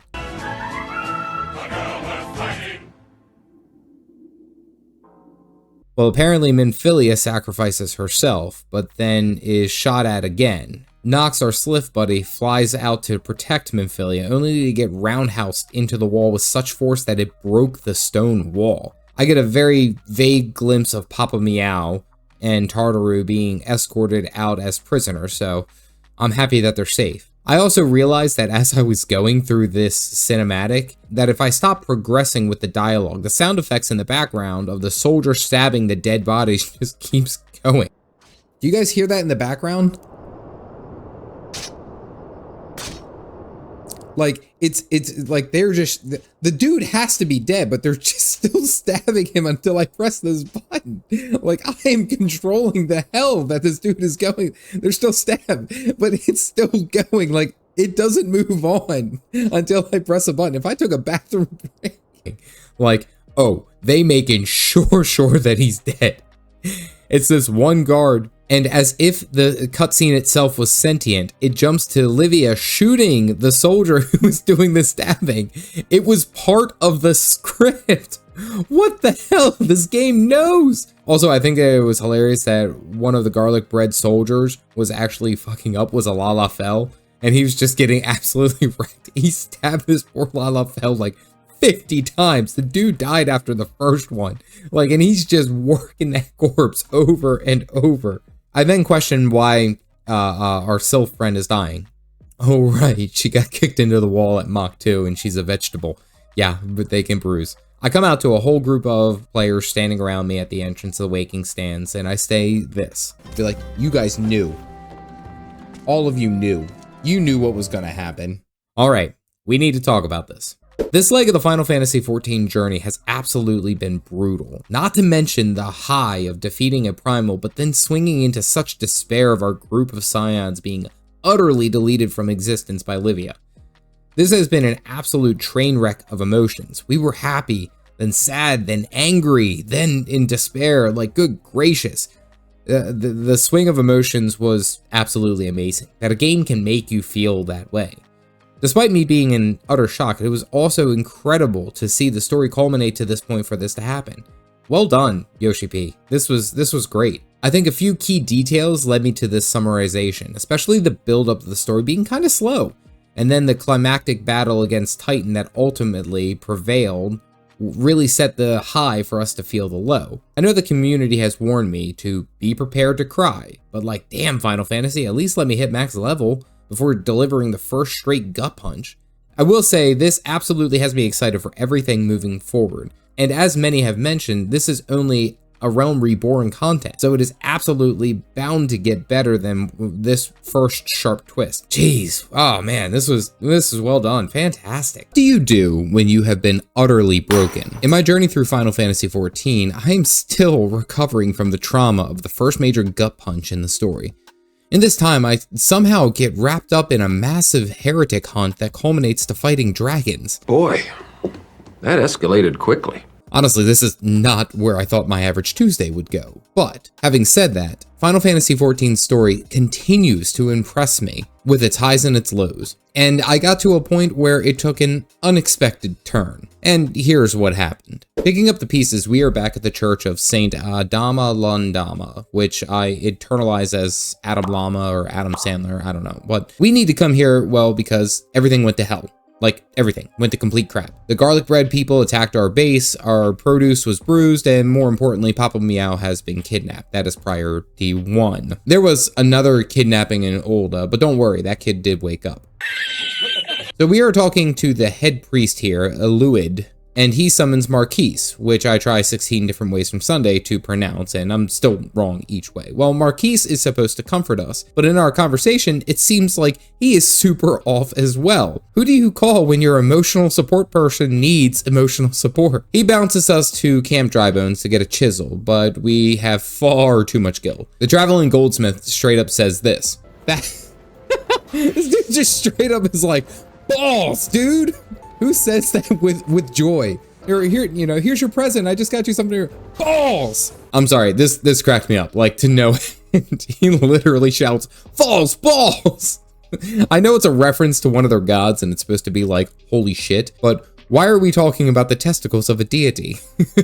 We get the chisel back to Marquise and he fixes this device that was found on one of the bodies that were shipped here, but he has no idea how he did it. And it's like he's trying to remember something that he can't remember. We present this to Sister Eluand, but she says that they're preparing to move the bodies from the Waking Sands slaughter to the church, so that maybe we could get some solace knowing that we helped them on their journey. Well, we get to the Waking Sands and we just see bodies strewn about. Like there's not a single blanket covering them. They just slapped them on the floor and we're like, yep, them be some bodies. What the hell is this, man? Chat freaks out when I call this big one Shrek, but apparently his name is Leather Daddy. And I accidentally give him a rectal exam while trying to pick him up. But I read the description and they are like, yeah, we have no idea how you can fit this stiff corpse of a scion in your bag. Magic. We drop off the first round and then gather up the second. And then we pick up Neuraxia, our sylph friend, and we get a somber-ass line for her body. Back at the church of Adam Sandler, Sister Eluand says that we can handle the corpses of the scions, however, they can't bury Neuraxia appropriately due to her traditions, so we go back off to the shroud for our bruised produce. The little guys are sad here at the loss of their friend, and then they straight up say that they're ready to throw hands when it comes time to deal with the Garlic Bread Empire. Alright, straight up, we're calling you. Gotcha. We head back to the moon goddess Elune, and she says that Marquise needs to talk to us. The emotional support priest is being watched now, and he's kind of paranoid. Why did we pick him again? I don't think he's a priest, but anyway, well, it turns out from underneath this rock over this cliff, so far out of possible line of sight, there's a garlic bread soldier. This is also like the perfect time to throw in a meme about an owl hearing a mouse under the snow from 3 football fields away. Anyway, that's a true fact. Well, we dispatch him and come back to Marquise, and he starts having even more of an emotional breakdown. Like, why did they suggest I talk to you for support? No offense, my dude, but it seems like you have a lot on your plate too. It's like I'm trying to quit drinking alcohol and my best friend's a bartender. Well, we talk to Eluid to tell him what happened, and we hand him the Garlean sword. We begin to talk about our next move, and then in walks the most obnoxious Keebler elf child, and I have to say, I can't help but look at this now. See this little thing on his hair? You see this? Yeah, where I come from, we call that a cowlick. Do they not have hair gel in Eorzea? I digress. He comes over to our emotional support buddy and says we need the greatest engineer of our time. They do a zoom in on Marquis' face, and he literally has engineering goggles under his hood. Well, the head priest says what everyone always thinks when Alphino walks in, and who is this missing Santa's elf, and ask him to leave. Marquis starts struggling to remember stuff, then the head priest brings out a box of tools for him and then asks, who is this sassy child? Alphinope says something about tea and biscuits and then informs Caffeinated Dad that the Ixal have summoned Garuda, the next primal. We get the most intense close-up of CDG's helm. Like, oh no! Extreme caffeinated noises incurred. Well, then Alfred informs everyone of the plan. They plan to get Sid's airship. Marquis is Sid, by the way, stick with me. Somehow it can get through the evil wind lady's vortex so that we can kill her. Cool. Sid struggles to remember anything and he walks off, only to come back looking completely jacked. Like, damn, I don't know what the hell this dude was engineering, but he was really building them gains. That's what he was doing. Look at how buff he is, holy hell. Anyway, we get bounced back to Gridania to talk to Voidafart, who sends us up into the cold mountains of Korthos. We arrive only to collect the best armor upgrade possible for my warrior. Straight up, this has become my whole identity. Look at this. I got spikes now. This is awesome. Well, after everyone celebrates my armor and whatnot, one of the guards is super stressed because his patrol knight has not returned. He asked me to go out there and check it out. I traverse through the snow to get the nearby Aethernet crystal and then hunt down this lost knight. We find him hunched over by a rock, which is Like, you guys couldn't look behind a rock. Anyway, and the 2 hooded assassins appear to come and kill him. The knight thanks us, and then Ludavoy says that we are a very prideful people. Really? I look like a mega evolved Pokemon, and you guys are gonna sit there and tell me you can be disrespectful to me? Have you no honor, pointy ears? We get to ask about our airship records from this pointy hat wearing astrologans. Legit though, the hats just look like dunce caps. They're all wearing dunce caps. I'm just calling it, just saying. I'm being serious, when each one of these Elizens are actually kind of dicks, like every single one of them. Like, can confirm, is this where Aquanaut is from? Like, he's out of line, but he's right. That would make too much sense. The head dunce cap says, nope, you can't get any of our records of the airship landing because it has information that contains dragons. But if I'm being honest, this dude's conversation kept dragging on. We get interrupted by this early 2000s emo elf who is definitely watched the I'm Boxy girl. I am Boxy, you see? And also, I'm going to take a pause here. Bravo for any of you who know that reference, actually. That girl encapsulated the roaring 20s. Anyway, the Inquisitor says that there is not much that he can do to help. One of the nearby dunce caps says that, well, hey, I can assist you, but you got to help me first. One of our astrologans is missing, so I take this quick trip right outside, like it's right outside of town, and we find him, and at first he's like, oh, great heavens, thank you. Wait a second. You are not one of our knights. I can't be seen with uncuffed scum like you. Chad informs me that this is standard behavior for Ishgardians.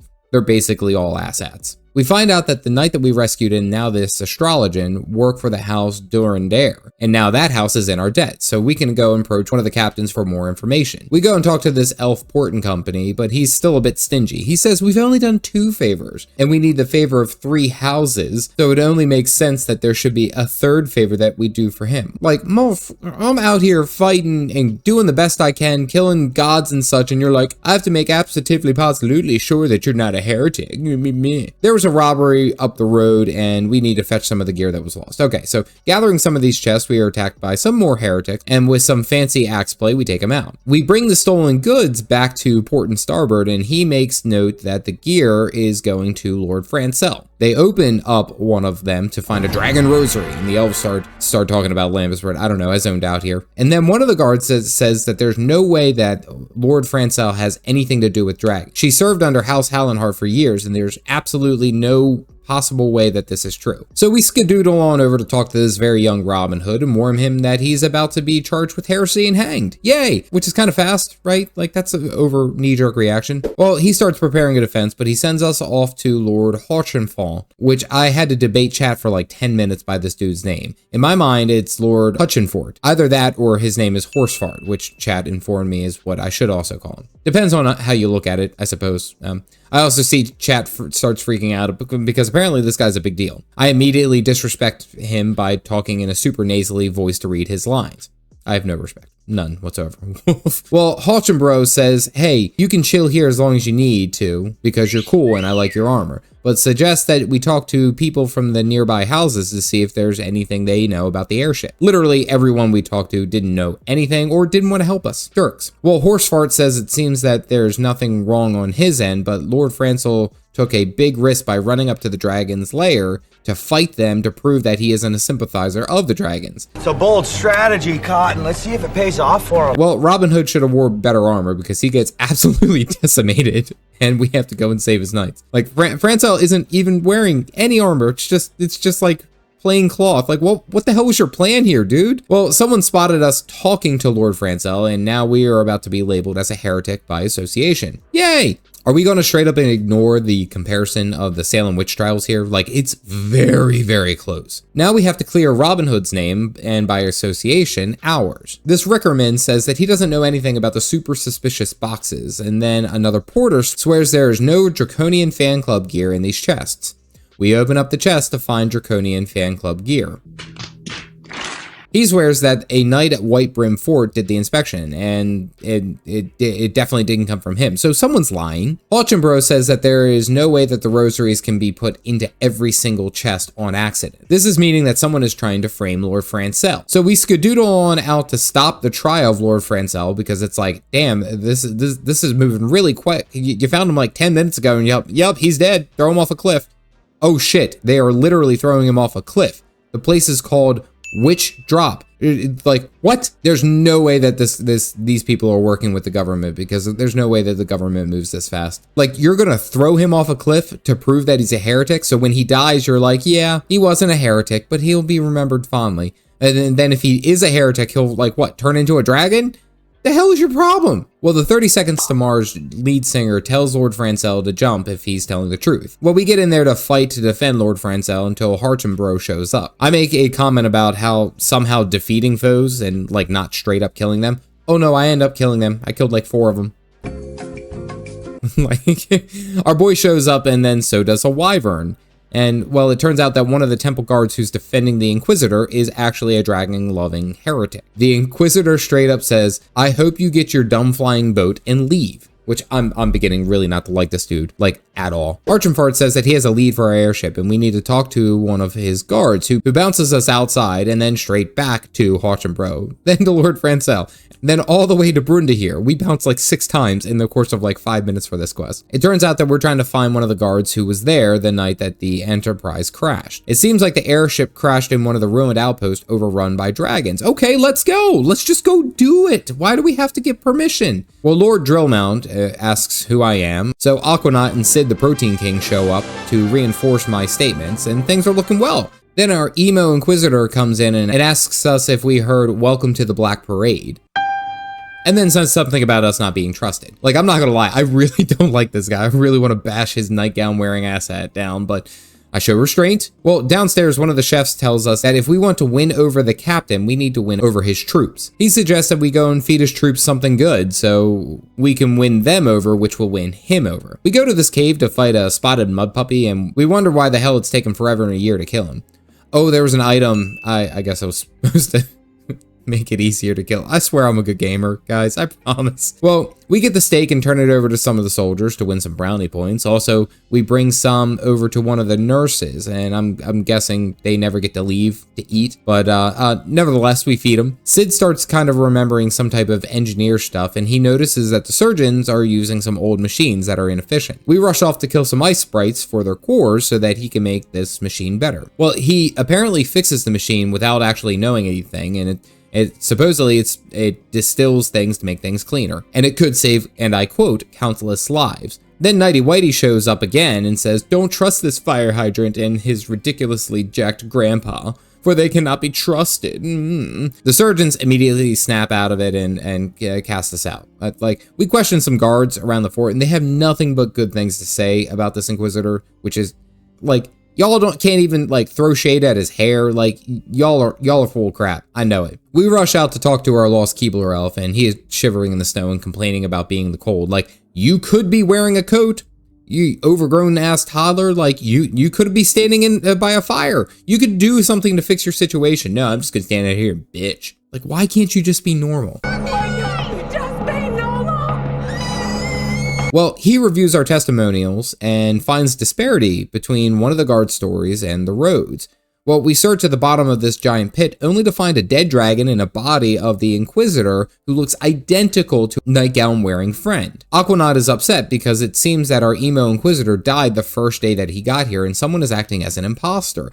Oh my goodness, who saw that coming? We confront the guard that chased something away that night on his arrival, and he swears us off because he doesn't know a thing, and he doesn't want to believe that the Inquisitor is a bad guy. He says check out with guard Prunilla, and as soon as we get over there, she like starts getting afraid and like really anxious. But it seems like the night that she went to go and save that guard, he was attacked by a dragon, and she was coaxed into a deal with one of the dragons. They gave her the whole general spiel of, I'll kill your family, ruin your life, lower your credit score, the whole 9 yards, and if she doesn't play along. Soon the imposter starts sending everyone to death, accusing them of heresy and throwing them off a cliff. And then she is staying scared and never told anyone. Like, it's just a dragon lady, come on, you'd be fine. Well, she turns out to be the one who tried to frame Lord Francel by putting the dragon rosaries in his shipment boxes. Oh, the plot, much like my blood vessels, thicken. I'm Wilfred Brimley, and I'd like to talk to you for a few minutes about diabetes. We rush to Lord Drillamont to present all the information to him, and he's like, damn, you're right, this guy is definitely a heretic, so let's go throw him off of Wish Drop. Still, that name is absolutely brutal. Like, they could have called it, like, you know, the Sanctity Cliff or something like that, or, you know, Judgment Cliff, Witch Drop just is like, yeah, bye, bitch. We rush off to stop this asshat before he sacrifices more people, and he immediately gives us a whole bunch of sass. Like, let's go, you skinny little bitch, come on. Well, we kill a bunch of these little dragon worms, and then our nightgown wearing friend turns into an illusionary dragon, I think. Not quite sure on how this one works, but he straight up dies and the duty is won. Then he falls over in his human form saying, oh, my glamours, they are dispelled. And saying how many people he has killed and how much blood has been shed. Like, dude, I hated his look from the first moment that I met him. I'm so glad that I got to put an axe through his skull. Dromont tells us to meet back at the castle. Aquanaut agrees it's time for us to find our airship and get the hell out of here. Dromont says that there isn't much that he can do to help with the dragons at Stone Vigil, but he doesn't mind letting us go in anyway. So, yay, we just what we wanted to do from the start, and somehow we stopped a heresy ring. I can't go anywhere without solving other people's problems. We get a group together to traverse this dungeon. I will admit, this one was a bit tougher compared to the other ones that I've done thus far.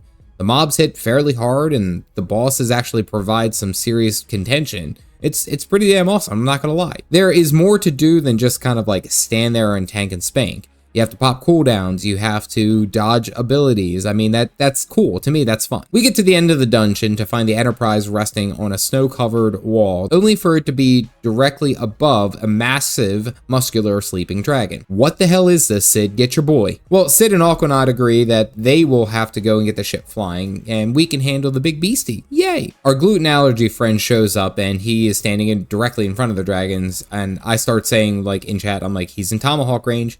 We can throw an axe, end this right here. He's in range. Well, he fully intends to wake up the dragon, and, well, he doesn't just wake the dragon, he empowers it with darkness. Great, you damn moldy piece of bread, Hawkmoth looking motherfucker. Alright, well, Hawkmoth just pieces out, and now we have to kill a void-empowered dragon.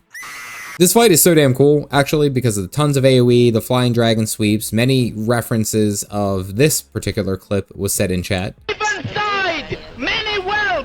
Now handle it! And eventually we down the muscular big boy and we are given the magic crystal. Not quite sure where this one came from, but hey, we got another. Maybe the angry dragon magic had a crystal? No idea. And the ship somehow still flies after 7 years of sitting in the snow. Anyway, well, we take off into the sunset. So it's as good a time as any to review this leg of the journey. So this part of the story absolutely provided me with a great internal story chapter that I was actually loving, because it was kind of like a murder mystery thing. You know, we had to fight dragons and heretics and emo boy bands to find out what we needed. And honestly, it was a cool part because it's almost like a distraction from the fall of the Scions, which that really hurt, of course, but it was something that I was able to focus on that wasn't just the death of all of our friends and all of our people. Meeting the Ishgardians and all their arrogant shenanigans was actually kind of fun. It gave me quite a few chuckles, but seriously, these guys were like straight up dicks. They were even wearing dunce caps. That proves to me that they were jerks. It was actually pretty cool to see Alphino show up and become this like extra layer of direction for us now that Menphilia was taken by the Garlean Empire. They hit us at home, and now we need to get this last gem and hopefully get rid of the Garlic people. So I'm all for it. Let's keep moving. And the reveal for Sid was actually, I mean, there was always something off about Marquise, but like Sid came out like he never missed a workout day. Like, damn, dude. I did also notice that throughout all my travels here, there are so many extra little quests that I've never picked up and I never have done. I do think at one point I may try to come back and do some of these just to see what's going on and fill out the story, maybe the area a little bit better. Something unique. But in all my first steps of Korthos, it was pretty great as far as the story goes. I had a great time. Now it looks like on the horizon, I have one more primal to deal with, and then maybe the closing of A Realm Reborn. Ooh. At this point, Final Fantasy XIV can't surprise me anymore, with its twists, its turns, but I will say there are certainly unexpected things that happen from time to time, and they are generally never something that I'm prepared for. Ladies and gentlemen,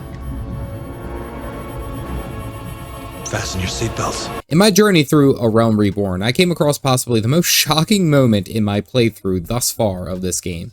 And it came at a time that I was sure was going to be our victory. It was not, and here's what happened. We continue the journey with Alphinope and Sid the Protein King back in Gridania, where we are trying to figure out how to make our airship capable of flying into the deadly vortex of Garuda, the biggest, baddest primal there is. It turns out that somehow the Ixal have been able to summon her, and the current plan is to kill the biggest bad, and it will stop the other beast tribes from continuing summoning theirs, because if you walk into a prison and pop the biggest, baddest guy there, you're probably going to get your ass kicked by, like, his gang of 20 other primal buddies. I mean, I'm just saying, let's be realistic here. Well, Alfred comes up with the idea to get a corrupted crystal that would basically allow the Enterprise to fly without being controlled by the evil Wind Lady's gas blasts. Sid suggests us to talk to a professor named Lamborghini. Actually, I tried to read his name like 5 times and I gave up.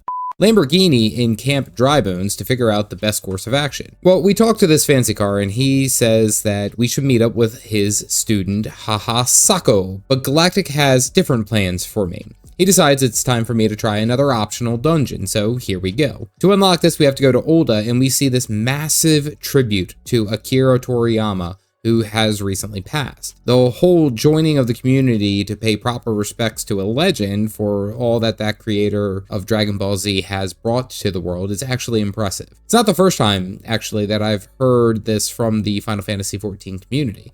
I've seen where major actors or public figures have passed and they have gone to give tribute here in Olda and elsewhere. This is actually a really nice thing to see from the community. It's not gonna lie, I really enjoyed it. We eventually get the right quest to go out to Cutter's Cry because many adventurers have gone into this hell and have not returned, so they chose to dose up with the Caffeine King, baby! Oh damn it, they got nothing but ants. Never mind, I hate this dungeon. I hate ants, bugs, ugh.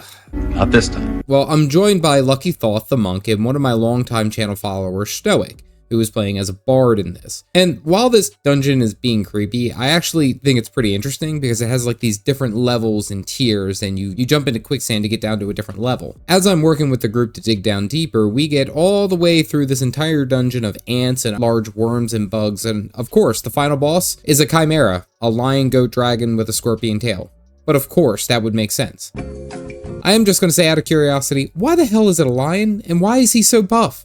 Like, they couldn't add any more anatomically correct muscles. I don't think he's anatomically correct. He's like 95% chest, like, damn dude, chill. You got legs, work them too. I actually thought this boss was pretty neat because he has like the different heads that have different abilities and they get spammed while you are fighting and they're like different targeting reticles and cones. And you have to attack and dodge while each one of the heads is doing something different. I thought this was pretty cool in my mind. Well, we killed the big bad thing and we win, yeah. Getting back to our quest to find the corrupt crystal, we meet this Lalafell who's contemplating flying or something. This is a student of Professor Lamborghini and honestly looks like a little Thancred, not gonna lie, from the science. He sends us to the middle of these falls, but like these crystal formations are all over the damn place and the map doesn't let you jump. I know that my knees are immortal from falling from any height, but like, damn, why are you limiting my style, Yoshi P? We get to the crystal after about like 15 minutes of mazing around. We bring it to the fanciest Lalafell who says, ooh yeah, that's the crystal. Take it to Professor Lamplighter. Why did I have to show that to you? Why not just let me go straight to... Pointless. Anyway, it turns out that the crystal I broke my legs for isn't right, and he basically says, but hey, it's for the betterment of science, you tall asshat looking bitch. Well, we ricochet all the way out to Lenolska, and we talk to one of his students, who is another expert of crystals. She says that there's a little island not too far away from where we are that could perhaps harvest a crystal or two that could help us in our journey. Okay, I'm down. But what do we have to do? Well, first we have to pronounce the town name right. Sirius. Sirius Black. Siri, call the Pharaoh. Who comes up with these names, really? Who does it? Who do I blame? They're killing me with these shenanigans. Well, we talked to a few guards around here because everyone is antsy about the Isles of Umbra, where this town is. Apparently, it's full of death and more death. So guess who's coming to fix that, baby? Your resident fire hydrant has arrived. Well, we surmise that, much like a necromancer's birthday party, it is infested with undead. Burnt Sienna here starts getting scared about having to deal with it. Well, she does the quote-unquote reasonable thing. She dismisses these talks of spirits as nothing more than local folklore. Lady, like, what is the deal? I have killed a burning god, a chicken nugget, and a late 90s emo band boy lover. What is the big deal? We talked to one of the prisoners who came from the Isles, and apparently he's talking about going back to her. He needs her, and he needs to get out to get her. Well, let's be serious, dude. She left you for a reason. I mean, you're a gem. You're an absolute brick house. You can definitely find a better woman for you. If she doesn't want you, it's her loss. We bribed the angriest Lalafell in the world to cart us over to the spooky archipelago. I have to say, I have the biggest confusion dealing with this pure piss and vinegar Lalafell, but we convinced Sienna to join us onto the Death Islands. As soon as her boots hit the sand, she makes a run for it. Like, girl, I'm the warrior of light with a built-in espresso machine. What more do you need? Also, the map says that Ailport and here are only like 100 yards away. Like, why is this such a big deal, you nerds?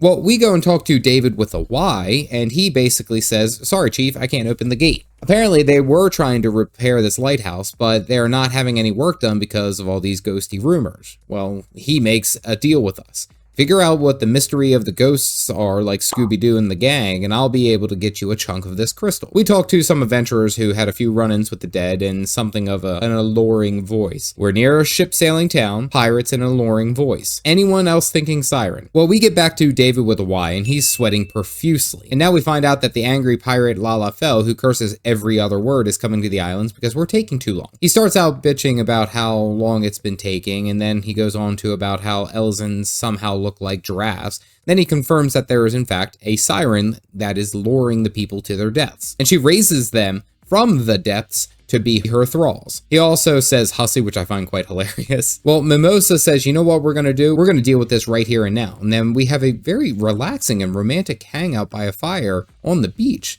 looking out at the waves. I mean, if all he wanted was a date, I mean, I'm free some evenings. I'm just saying. Well, after what seems to be a long waiting time for Mimosa here, Caffeinated waits patiently for the moment to strike, and out of the waves we see, well, to be honest, a scantily clad siren playing a harp.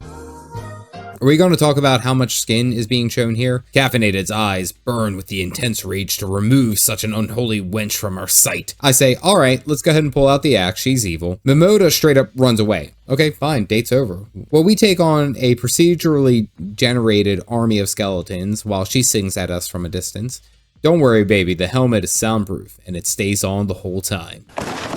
We beat down all the skelly boys that spawn and then phase out of this whole ass beach party that is happening while everyone's dancing and jumping, waiting for me to appear again. Mimosa comes back and is like, yay, we did it. I'm sorry, we? Who leaves on a date after only a few hours of stone cold silence? Rude? Well, we talked to David with a Y, and he is excited that we have cleansed the evil bee, and now gives us a crystal. We need to show Sienna back in town. After all that work, we found that the crystal is good for countering fire aether, not ice. Lampert's students are full of crap. I'm just saying.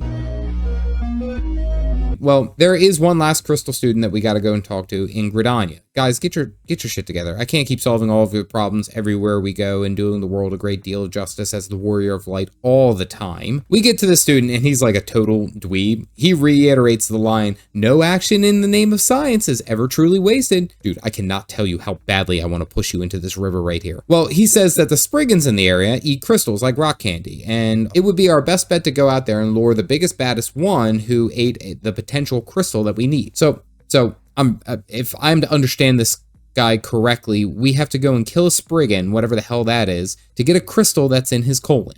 Really? Inside his colon. Why, Yoshi P? Why do I have to deal with Spriggan poop? I get to the bottom of this giant pit where the Spriggans live because it's frickin' bunnies. I have to dig through bunny poop. This game is going to make me go insane. Well, we summon this delightfully acrobatic bunny, easy peasy, and digging through his intestines, we find the corrupt crystal. That was tough to say. We get back to this hidey-ho student with the corrupted poop-covered crystal, and he tries to pull a fast one and says, we got a great earth crystal, not an ice crystal. Dude, seriously, I'm covered in bunny shit, killed a siren's army, and had to go on a date with a Lalafell. Please, what other hells do I need to endure before you will let me win? We take the crystal to Sid for our airship, and he says, you smell like crap, but the crystal works. Yay. This means that it is time for us to approach the Howling Eye and deal with the big bad dubbed the Chicken Mom. Another primal to take down. Bring it on. Also, Sid starts having a really sentimental moment with me. The Silver Fox actually sounds exactly what I thought he would sound like. There. She's ready. Sam Riegel makes his move by placing his hand on the Protein King. CDG just screams internally, and then Alfie drops this line. Prize. Engage. What a dweeb. What a dweeb line. Well, we get into the air, and Caffeinated Dad gives the Force Mind read and hand gesture, and we get to see Sid's journey from when he was a little boy and grew up into the anime white boy hair. He talks about how him and his father don't get along, and we find out that the leader of the Darth Vader tribute band was there for him, mentoring him all along the way because his dad was not. Then Caffeinated Dad appears in a vision to talk about Folgers in his cup or something. He hands his coffee goggles and disappears into the night. Like, why do I look like the shiniest fire hydrant ever? Well, Sid snaps out of it and says CDG was light in the night for him. Wink. Like, I'm sorry, but what? Dude, I just came into this picture like a week ago. My ship only just arrived. Sid apparently has had a revelation and remembers everything. We get outside of Garuda's fort to access the Howling Eye, and we get told to crank those jams because this fight has a super banger. Primal fights thus far have been great for music, so I'm ready. Let's go. Let's get this on. We are greeted by the Harpy Queen, and she is really a thick chicken mama. She also vaguely looks like the Siren. She talks about being super huge and such, and we see some of her Ixol and their little arms ready to go. Here we go. We're in a big boss fight. She drops the sickest beat I have heard in a very long time. Listen to this crank. We get into the fight, and it's actually not quite what I expected. I thought she would be bigger. There's no way that I can spin this to not be good for me. Well, she not only has some great mechanics, but the soundtrack just fits the intensity of this fight and everything we had to do to get here. We're hiding behind pillars to dodge wind blasts and everything else. This is absolutely awesome. Then she clears the platform and there is nowhere for us to run. The music starts going crazy and oh my god, this is fantastic. We get through her initial phase and she's like dying, but oh wait, guess what? She's actually not in trouble. She's perfectly fine. Her warriors start praying for her and she gains more power along with all the crystals that she ate up, meaning that there's like no way to kill her right now. Sid and Alfie are like, yeah, let's go stop them. But dude, that was your job like 5 minutes ago while I was fighting this hussy. Now you're gonna try to go and fix it? I was trying to get some chicken wings and y'all are just supposed to deal with the extras. The hell have you been doing? Well, she tries to claim me as one of her thralls, but guess what, Hussy? The Caffeinated Dad is already married to the Crystal Mama, you overgrown carnival dancer. Well, Caffeinated just summons the crystal out of her chest. Like, no fear, just crystal, give me crystal. Which is the last one that we needed. But she tries to pull out her trump card here, but not before Gaius shows up, the leader of the Darth Vader tribute band, just standing in the corner of a field. He basically says, bitch, is that all you got? And then she sends her followers to go kill Gaius, who plays possibly the strongest magic card I have ever seen in this game. And it's called Gun. Well, Garuda gets pissed and sacrifices the followers of the other two primals we've already killed and summons Ifrit and Titan in one swing of her wings. Now the field is populated by 3 primals who are now completely surrounding us and all the big bads that we had to kill. Just because I'm the shiniest of all the tin cans doesn't mean I don't want to deal with y'all shit again. Gaius yells at his airship and it drops what can only be described as a Mecha Godzilla Centaur. Oh shit, this is intense. He grabs Ifrit and just absorbs him by strangling him, just summons him. Then our chicken nugget, who gets snatched up like a seagull eating a french fry and then stares down our chicken wing lady. It's an all-you-can-eat buffet, baby! Garuda tries to fly off, and then this thing straight up has lore-accurate LeBron James vertical leap and just snatches her out of the sky. Garuda screams, and then Icon eats her face like some kind of hellish praying mantis. Holy damn, what the hell? Well, now it can fly, because why the F wouldn't it? Lala Bread laughs about being allergic to gluten. Sid gives us a bit of the background of what's going on, and Alfie makes the dumbest line of all. All is not lost yet, my friend. We bear the light and shall surely lead our people from darkness. That's the optimism of youth. Well, we skedoodle back to the Waking Sands because we need to rebuild the Scions and check in on some things. But we open the doors here to see Reverse Pants. She's okay! Oh, thank goodness. I legit was worried about her and Papa Meow. That's basically it. Chad also takes this time to make a comment about Caffeinated Dad Gaming being completely nude under the armor, but like, are they wrong? I asked one question about Yida taking off her mask and chat goes wild. Everyone starts panicking, like, damn, I get it, it's a spoiler, I won't ask about it again. Caffeinated Dad also gets a dream of Crystal Mommy, and we find out more about Lala Bread and about him being the avatar of shadow and death. British Cat Lady smashes through the door, and now we have a plan to get the Scions back. Turns out Daddy Gaius is trying to figure out the Echo and use it against us. I got some new armor and accidentally color it hot pink. That's the plan. Well, we have our level 45 warrior quest ready to go, so we head off over to Curious Gorge, and he's excited because he feels that there's a way that we can get the ancient armor of warriors, and we are in luck. We have to go off to a bunch of random places. First one's in Korthos, one's in Camp Tranquil, and the other one's north of the Waking Sands. Honestly, we fight a bunch of just giant random creatures, but here we go. Let's get that sweet, sweet armor. Once we completed our task and got back to Curious Gorge, he gives us the whole set. And like legit, these are all giant upgrades. He also informs us that there's another last piece of armor that we have to go and get in. It's under a waterfall. Again, dude, this guy and his waterfalls, jeez. Once we get back and he informs us there's another quote unquote last piece. And I'm like, dude, why couldn't this just all be consolidated into one quest? Like, I'm not gonna lie. Anyway, we fight this giant troll and then Curious Gorge shows up and straight up says that we can't have the armor now. He can't entrust it to an outsider. Back at the waterfall, he then reiterates, I don't think you got it in you. You won't survive. Well, dude, I'm not like level 50, but I mean, I've killed a couple of gods or two. Like, damn, you have to be mean. And then Galactic tells me that he has other plans. Because I'm not level 50 to get the next quest, he says, let's go off to try out this tough dungeon called Aurum Vale, and it should give me the experience to hit level 50. Apparently, this is like a mineral heaven, but an absolute hell for most people and creatures. We grab a group and Galactic heals again with his Sage, and we are joined with a Dragoon and a Summoner DPS. This dungeon overall actually is not a joke. Good gracious, things are chunking me out here. Galactic lets me die in about 0.5 seconds because I asked what his AoE heal was. Like, damn it, Galactic. Well, we strategically pull a few of these mobs and get to the first boss, and it appears that I keep getting stacks of this dot, that once I hit a certain point, it ends up chunking me too much that they can't out-heal it. This is actually insane. Well, I also didn't do the mechanics and didn't eat the fruit. I had to position the boss away from everyone, and I think at one point I accidentally clipped Galactic as he was running by, so that one's on me. We try again and we do the mechanics and it's no problem. We beat the boss. I actually kind of like this dungeon because it shows that the game can be scaled to be a bit more difficult than what I was given. Like, I don't just go in and cruise through everything. It's, you know, moderately challenging. I rotate cooldowns to help out with Galactic's healing, and of course ABCs of Final Fantasy XIV, which is always be casting. We get to the next boss, which is Coin Counter, as hilarious as that is, which seems to be a giant ogre that shoots lasers out of its eyes, and has a bunch of swinging, beefy club attacks. This is kind of cool. Alright, well, our team dies to a bunch of AoEs because they failed to move, and it's just me and Galactic left. Honestly, that would have been fun.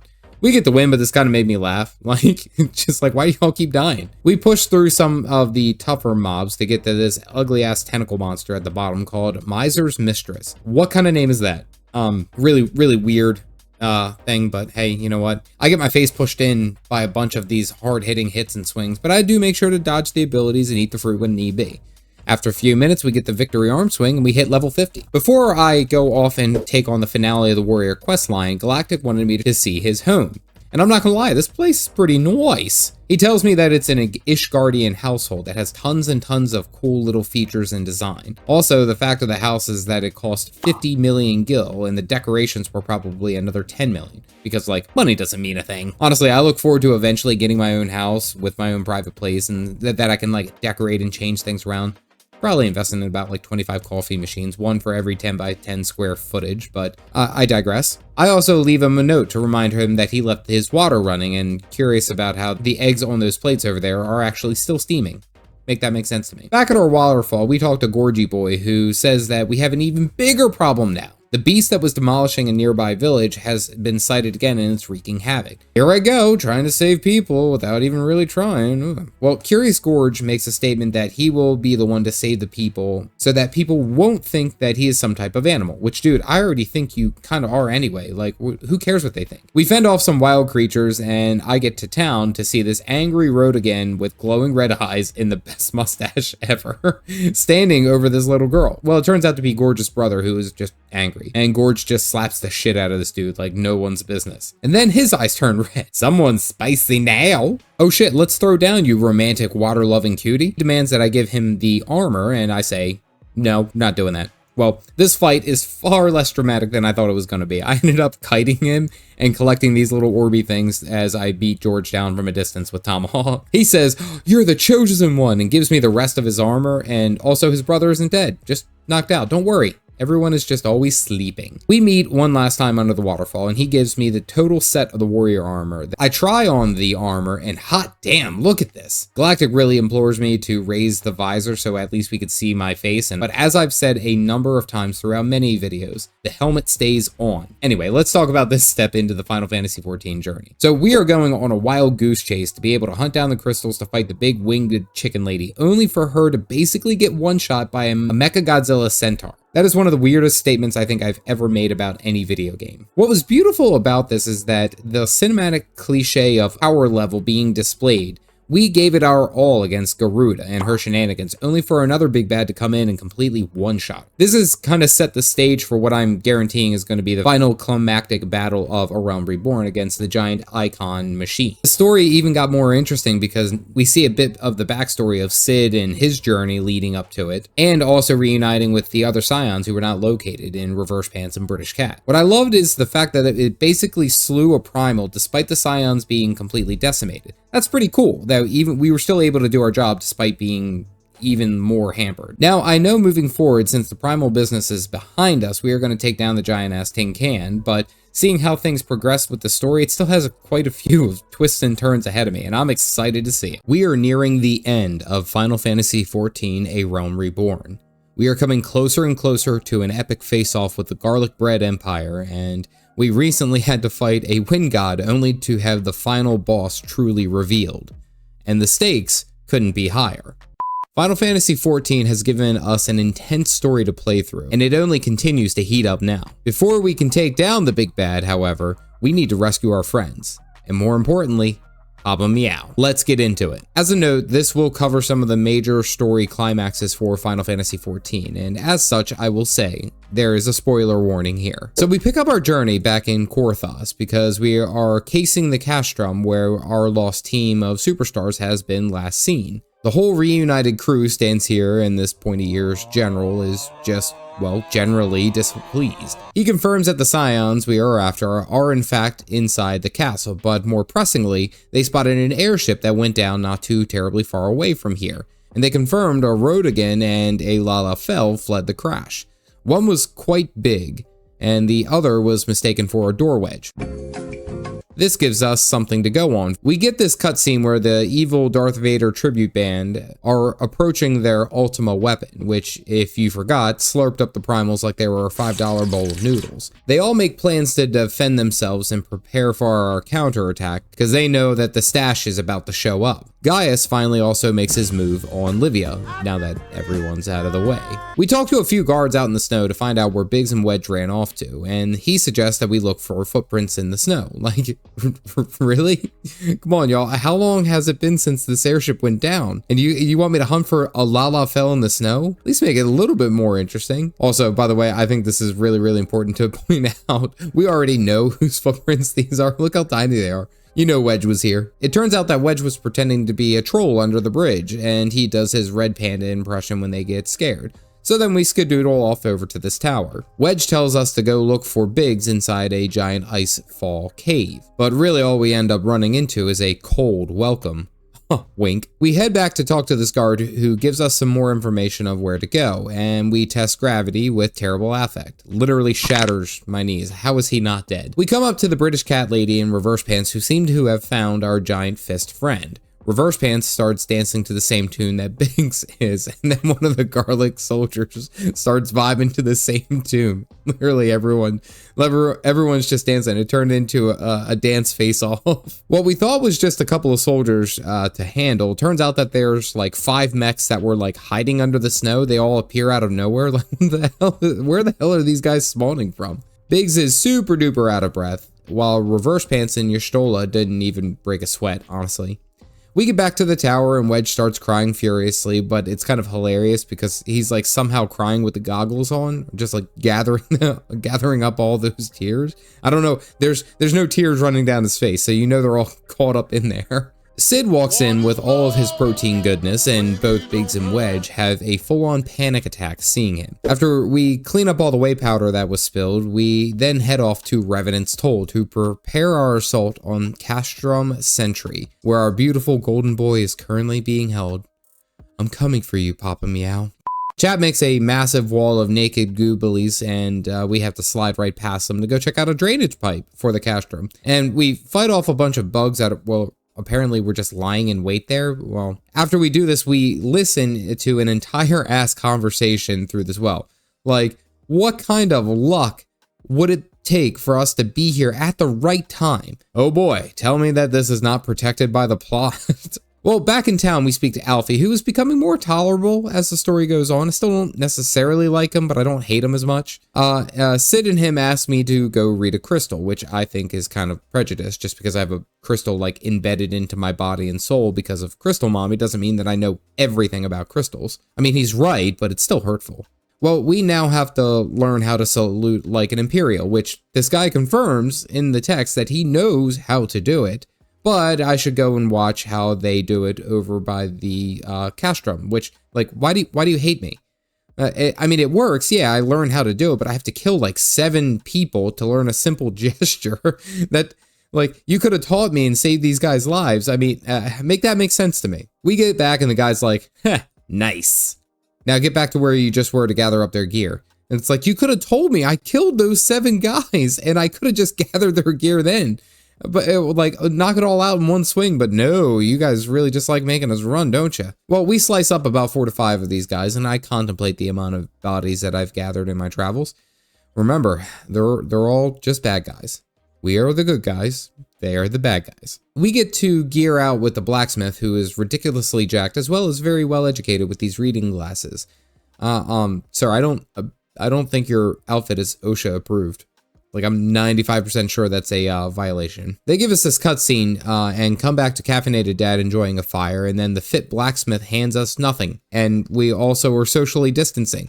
This is kind of hilarious. Like, how is there there's nothing in his hands, and then he is still too far away from us to actually make contact? Well, it's time to test out the suit. And I know that you guys don't like this, but this is about as close as you guys are going to get for the helmet to come off. The helmet stays on. You can see the stash, but it's not all the way off. Well, we talked to this garlic bread centurion to trick him into coming closer so we can steal his shit. Damn, we sound like a rival drug lord.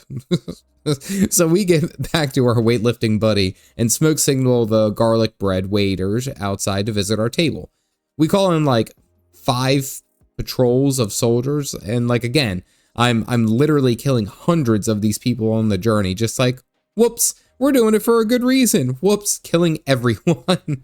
Well, the real mission was to get the Magitech armor suit so that we can gain entry to the castrum. Biggs throws Wedge up like a foul ball, and here we go. Back at Revenant's Toll, Biggs and Wedge fix the Magitech armor up nicely, but there is a prop. There is a faulty piece. Now we have to go on this crazy long run to the Goldsmiths Guild in Olda to get that piece. And we talk to one of the goldsmiths, Serendipity, only to find out that Alpha Nope had already paid for the piece, and he said that a manservant was coming to get it. Look, I really just started to like you, and then you throw a wrench at me like this. What a jerk. Back at the workshop, Square Enix reads my mind on what exactly I'm thinking and saying, and then Wedge gives the Magitech armor a good beatdown for it to work. Pulled the old Fonzie move. Outside by the crystals, we are trying to put the Magitech armor to good use. And what's pretty cool is that the armor suit is like alive, and it's like a legit living creature, which I think is an interesting thing to say the least.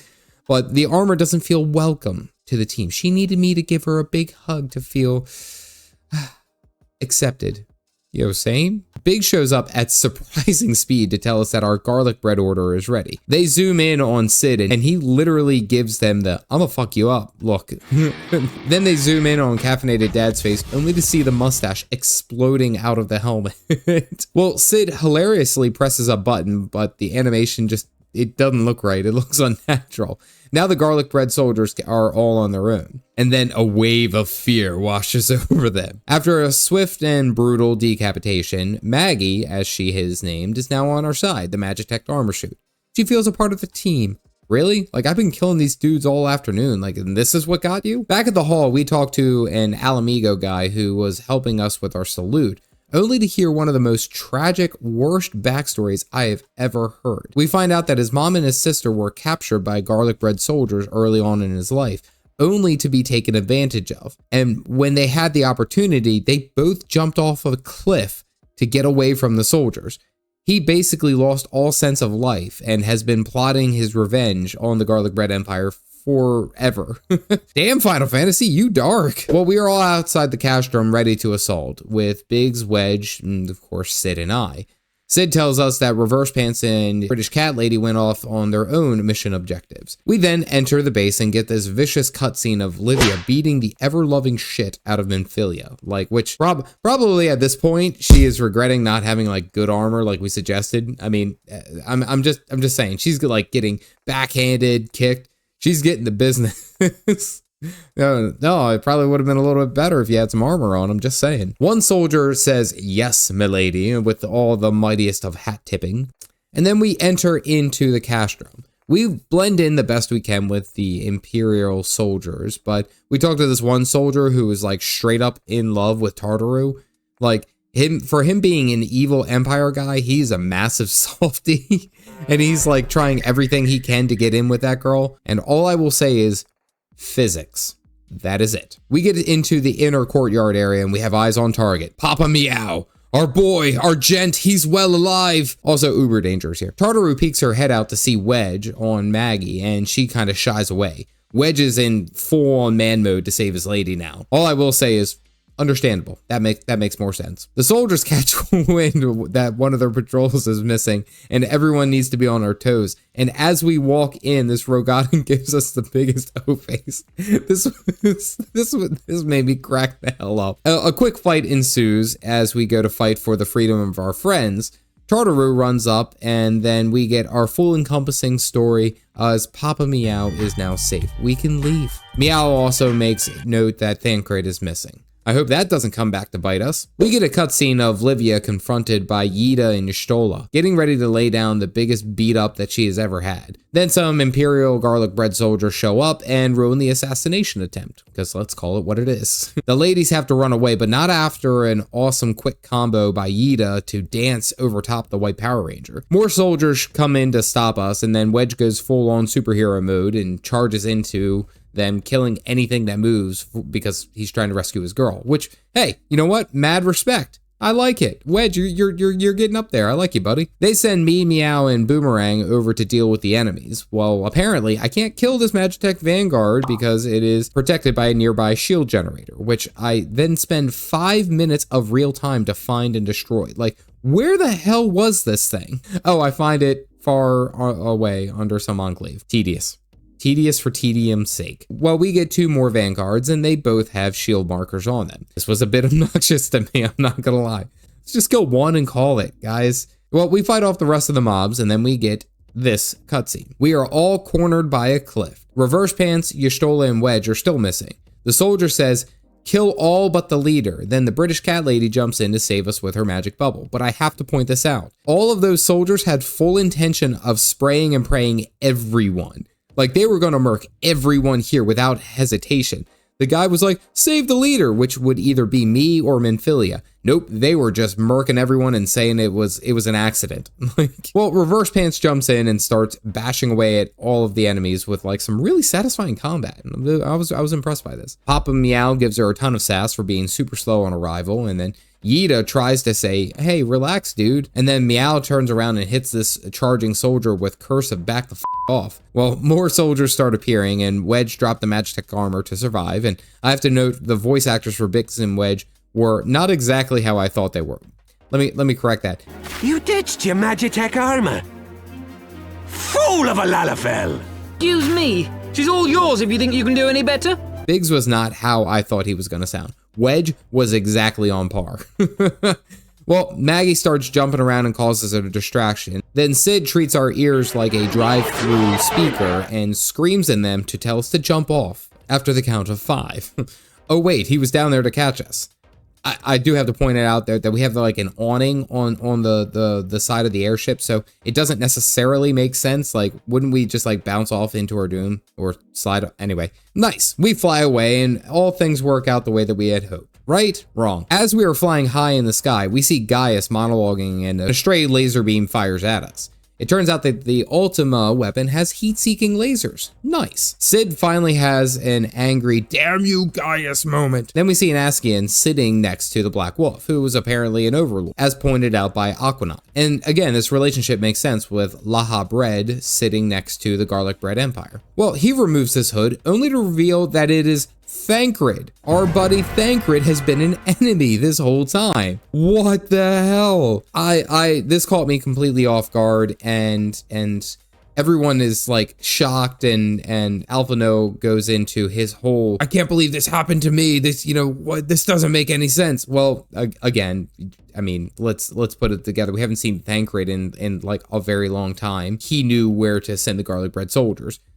Kind of makes sense, right? This is setting the stage for a hell of a finale. So let's talk about this leg of the journey. So we get to see the build up before our rescuing of our dear Scion buddies, and of course the most important one being Papa Meow. And basically this whole leg of the journey was, what the hell are we going to do about this ultimate weapon? This part of the journey felt like it was nothing but a reunion and a recharge, only to get thrown off right at the very end by the reveal that Laha Bread was actually Thancred this whole time. Like, I'm still shook about this reveal, and this is not something I was expecting. However, saying that, this is Final Fantasy XIV. Nothing is ever truly as you expect, and that's something that I've learned about playing this game. What I've loved the most about this part was the actual dialogue. Even though it had many positive overtones and reasons to feel joyful, it still had the looming threat kind of feel to it. Like, despite whatever we do, here we still had to rescue the Scions, and, you know, we had to get our friends back, but the Ultima weapon is floating in the background, knowing full well we were going to have to fight it. We're going to have to deal with that at some point. It was great to have a number of different interesting quest dialogues, especially finding out more about the relationship between Biggs, Wedge, and Cid, paired with the Alamigo survivor whose whole family jumped for it. That was a twist that I wasn't quite expecting, but that one actually, that stuck with me. It was especially exciting at the end on the escape to see the reunion cutscene of everyone back together, but again, that was short-lived with the reveal of Thancred. Now, I have already finished Based A Realm Reborn if you followed me on stream, so I already know what happens to finish this story, but this part definitely had me shook, and I had a whole week between streams, between this and then the finale of A Realm Reborn. So, Thancred? Really? Our Barry White K-pop band member was an Askian this whole time? Sweet mother of plot twist indeed. Well, it is the end of A Realm Reborn. Our long 50-hour journey has culminated into this moment where we must remove the threats of the Garlic Bread Empire and end the Ultima weapon. There are perils, massive boss battles, and climactic finishes to end the initial Final Fantasy XIV quest. Will the stash survive? Will chat rage? Well, this is what happened. We pick up our final journey with the leaders of the Eorzean Alliance discussing their plans moving forward. The Black Wolf Daddy Gaius has already told them that they need to either surrender or die, or something to that fact. Mom Connie, Angry Wife Beater, and Giant Meryl Street are all discussing how they plan to surrender because it seems like that's all they can do. It's too dismal. Even the angriest guy in the room is preparing to throw in the towel, or the shirt. Even the happiest Sultana in the world is ready to say, hey, I don't want to get eaten like a Scooby Snack by the Ultima weapon. In barges Alfie, all high and mighty. They all address Cid, Benfilia, and Alfredo Sauce. Everyone just kind of nods acceptingly at me as like, oh yeah, it's that our friend. He's our neighborhood warrior of the light. Everyone just straight up listens to Alfie making the biggest big boy speech of never give up, never surrender. Thanks, Nicola, for this line. Chad also points out that Connie has an upside-down reversed unicorn necklace. Didn't notice that until now, but there it is. Connie makes a big statement of Gridania going to war. Sultana Nana just goes full on bonkers crazy with laughter. Like, what the hell in the demon spawn laugh is this?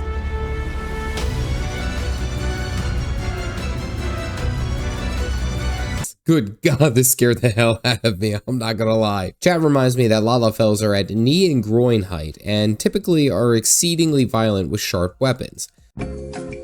Well, Wife Beater and Merrill-Webster Dictionary decide that it is time for them to join the fight against the garlic and gluten bread empire. They burn the surrender notes and talk about game plans.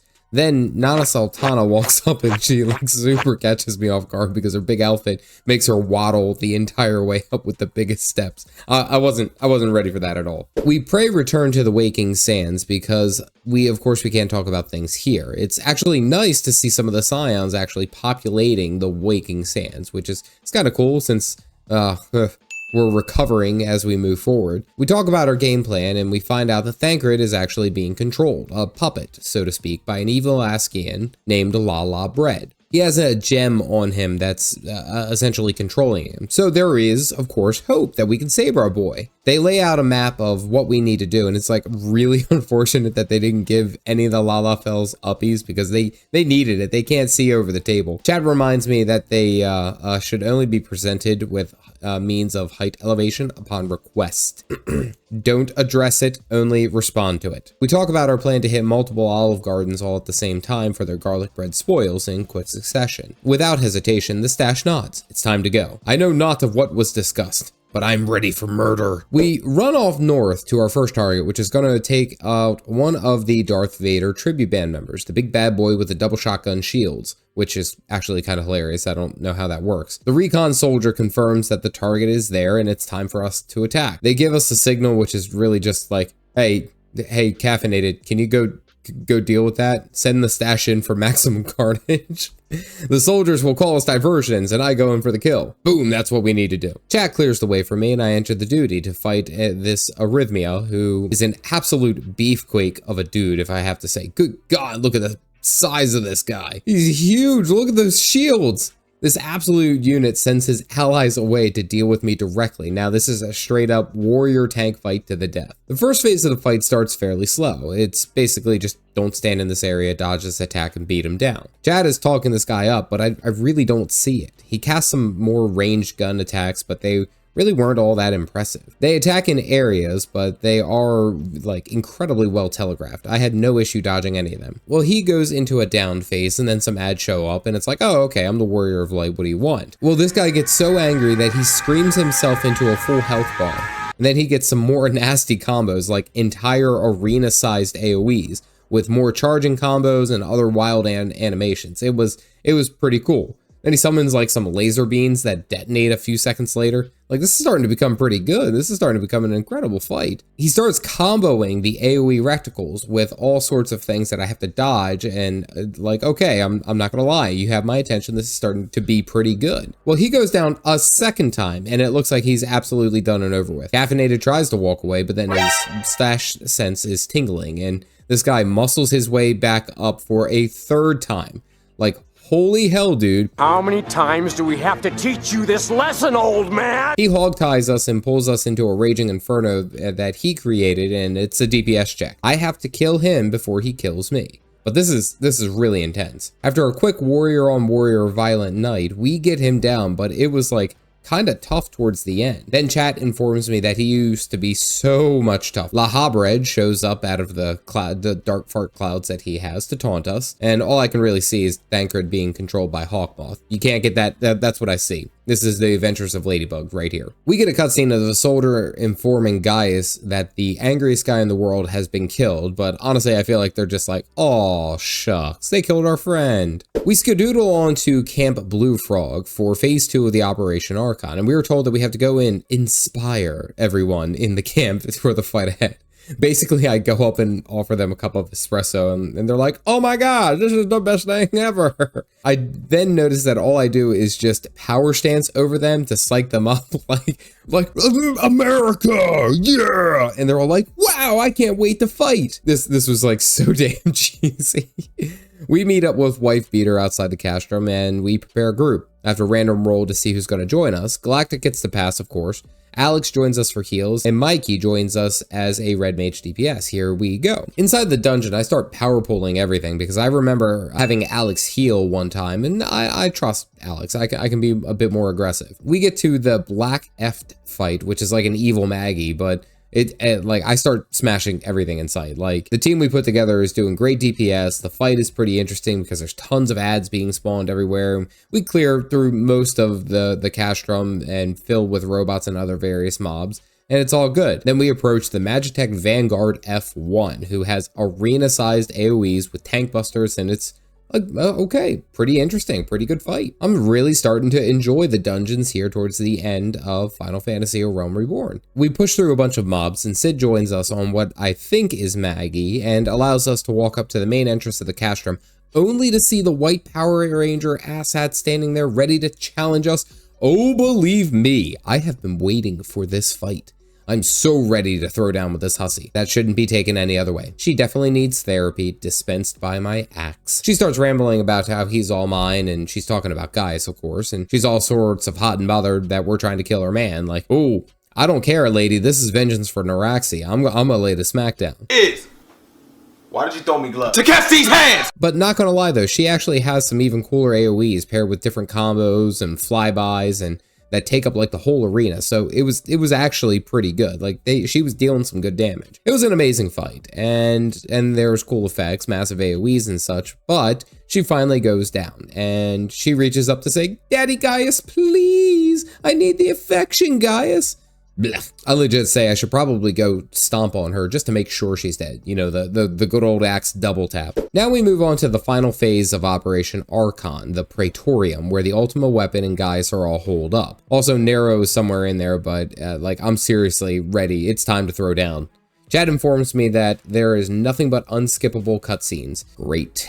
Oh boy, here we go. We get onto Cid's magic carpet ride and arrive at the Praetorium, literally to just kick the door in and start wrecking everything inside.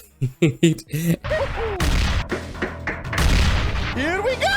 Absolutely devastating everyone and everything around me. If it moves, it's dead. That's just the mentality that I had. We break through a wall and Gaius is standing in front of his giant dashboard. He turns around with, "Ah, Cid, me boy." Well, now he starts trying to convince Cid that garlic bread isn't that bad for your hips. Cid rejects the love letter, and then Gaius summons a massive super muscular robot that apparently was wearing a thong that chat reminded me after. Like, just waiting. He was just like right below. He was already on the elevator just waiting. That it doesn't make any damn sense to me. Anyway, this fight is pretty straightforward. Kill the giant angry robot. He does some really cool AoE abilities and he chunks me pretty damn hard. I'm not gonna lie, like he hit pretty hard. We get the big boss boy bot down and then we take the elevator to go down.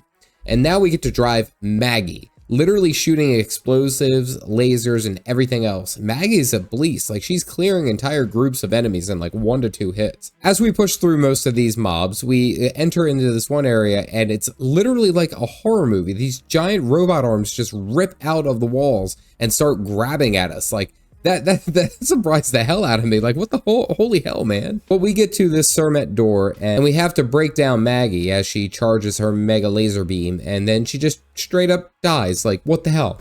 I wasn't ready for this kind of emotional trauma. She sacrificed her life for us to break into the wall to deal with the big bad. Well, anyway, we approach a giant open room because you know that's going to be a boss fight, and called it! And Nero is here with his Red Ranger power shoot, ready to go to fight us. Then Cid and Nero go back and forth for like 15 minutes, which is basically a notice me senpai moment of Nero living in Cid's shadow again and again. Nero feels second rate, and honestly, the amount of bitching he is doing, I can kind of get that it is basically him having to always suffer this injustice. He's pissed, basically, and he summons the biggest, baddest hammer I have ever seen. This is so damn cool. Chad reminds me that we will never ever get it. The very first group mechanic I get, I run away because I thought it was an explosion targeted just for me. I was trying to save my group, but apparently I was supposed to stack.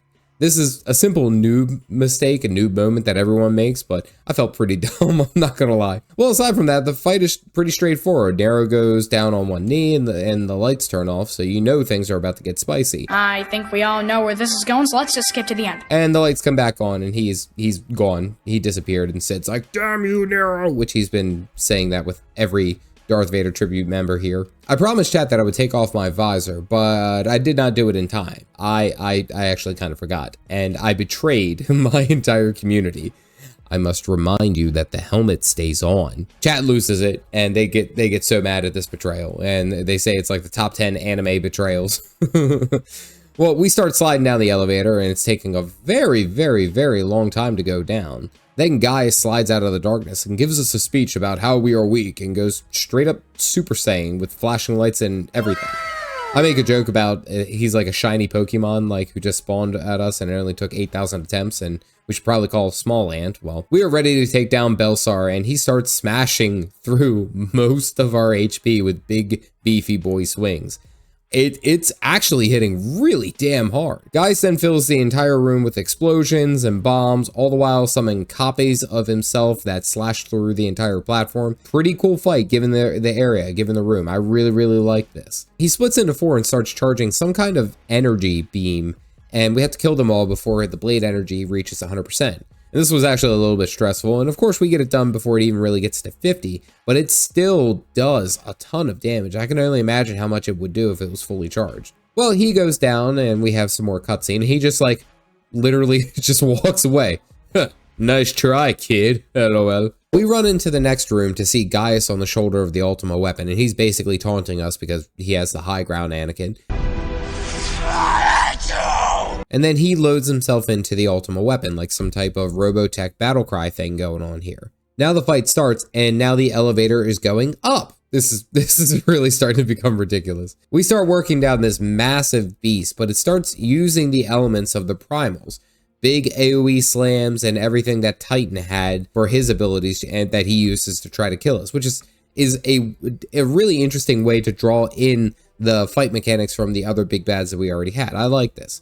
Well, he entombs us into a bunch of rocks and then goes into a massive AoE. But then Crystal Mommy whispers to us and saves us somehow. Then Titan pops out of the Ultima weapon, and then Gaius is like, oh no, well I can't use earth abilities, but here's some wind. So he summons Garuda, and her abilities are like the Wind Blast and the Eye of the Storm, and it's pretty much just like large AoE damage. Most things in here are large AoE damage, but it's like I'm dodging the aerial blasts as well as staying within the Eye of the Storm, and it's like almost pixel perfect. It's like I knew what I was doing. Then he pops an air shield bubble and starts casting a team wipe, and then Crystal Mommy comes out to save us again, which forces Garuda out of the weapon, and now there's only a Ifrit that's left inside. This is seeming more and more like a continuous fight of massive damage, but it's going through phases of the different primals, so that's pretty cool. So now we have Ifrit's large AoE fire blasts, which are basically us dodging what we can. Honestly, this boss starts to feel more and more like raiding, which is pretty damn cool. He starts to charge his massive fire blast, and then Crystal Mommy purges the last primal out of the Ultima weapon, and now we're just fighting the basic bitch at the end. It's like, ha, you don't have anything left in you. Well, then our bread boy shows up, and he identifies that we can't be beat because the Crystal Mommy is protecting us with her lunchbox and her raincoat. Mama, I love you. P.O.P. all the time. But then he tells Gaius that he slipped in an evil crystal within the Ultima weapon and placed there by the Askians to give him power without parallel. Gaius starts to question the dude, and then Laha Bread is just like, ha, it's time to summon my god, you bitch. Crystal Mommy, protect us. Then a big explosion happens. Now we are standing amongst a fiery ring in an entire fortress in shambles. Then comes the most repeated line in the game. Say the line, Bart! Such devastation! Chat goes absolutely wild with such devastation. Like 100 people freak out and start typing this all while this is happening. I thought I was supposed to say something. I didn't know what was going on. I panicked. I was like, what line am I not saying? Now the Ultima weapon is at full strength with its evil crystal. It starts shooting off laser beams, large AoE attacks, and it actually feels like it's trying to kill us. Not just a few attacks that we have to dodge here and there. They're stacking combos with other mechanics to nearly one-shot us. So they have one where we all have to stack on top of each other, and as that is landing, he starts casting a forward-facing single target blast, which if it hits us, I'm sure it will kill us. So it's like there's more that's going into it than what meets the eye. He starts summoning little drones that explode and deal damage in massive AoE bombs, and like it's really a well done fight. I'm running all over the damn place. He finishes into his Ultima skill, which is basically a guaranteed wipe for us. Now it's a DPS check. Then we start seeing the dissension between Gaius and Lahabred. Gaius is like, what the hell? This isn't what I wanted. I wanted to win the battle, but what it costs? And Lahabred's like, yeah, bitch. Galactic pops a level 3 limit break, and it was big and flashy, and then the Ultima weapon dies. Gaius gives us one last bit of advice of why we have to do what we do, and we basically have to be strong to rule. Like, dude, I just popped you like a zit. Don't talk to me about ruling. Then the Ultimo weapon explodes, and the group and I go to clean up Gaius' body because we're basically the janitor of the light. We have to clean up all the crap around the world. And then we have one more fight that sneaks in. Lahabred comes back because his garlic bread order was incorrect. He gives us the pathetic meme. It's time to axe one more baddie, and I'm ready to kick this bread boy's ass. He goes on and on about how the balance needs to be restored, and he gives us, I can't allow you to leave this place alive. Let's go, you little bitch. Visors down. Let's throw hands. The fight starts off with a lot of entire room AoEs. Like, there's nowhere to run, and you're having to dodge all these abilities appropriately to survive. He hits me with a few abilities that chunk like nearly my whole health bar. But luckily I have pretty damn good self-healing right now. He tries his best to knock me away and deal substantial damage. He does more massive AoEs and basically dodge this and dodge this while still DPSing down. It feels exactly like a raid boss would. Well, he teleports away and then summons 4 orbs that we have to kill before he reaches full charge. It is moving so damn fast that there's no way that I can kill him. Like, this is super duper fast. I kill about 3 of them and then the bar finishes. So he chains me in the middle and gives me the grandest of executions.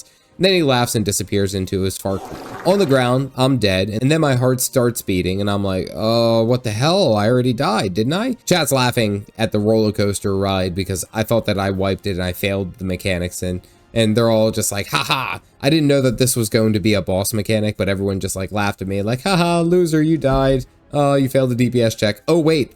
That was all scripted. Well, I get supercharged by Crystal Mommy, and I put a whole axe into the face of the garlic bread asshole. And he starts dying quickly now. I'm hitting large beefy boy hits with my axe, and I'm ready for this. I finish off the bread boy boss with a tomahawk to the face. Crisp. We get a cutscene of me standing in front of the Crystal Mama and all charged up by the crystals that I've banished already. And I get the cutscene of the very beginning of the Final Fantasy XIV journey, except it comes full circle. We get to see what that crystal and what that scene was actually meant to do. Kind of foreshadowing. Well, Thancred banishes out Lahabred, and we see the Askian for what he really is.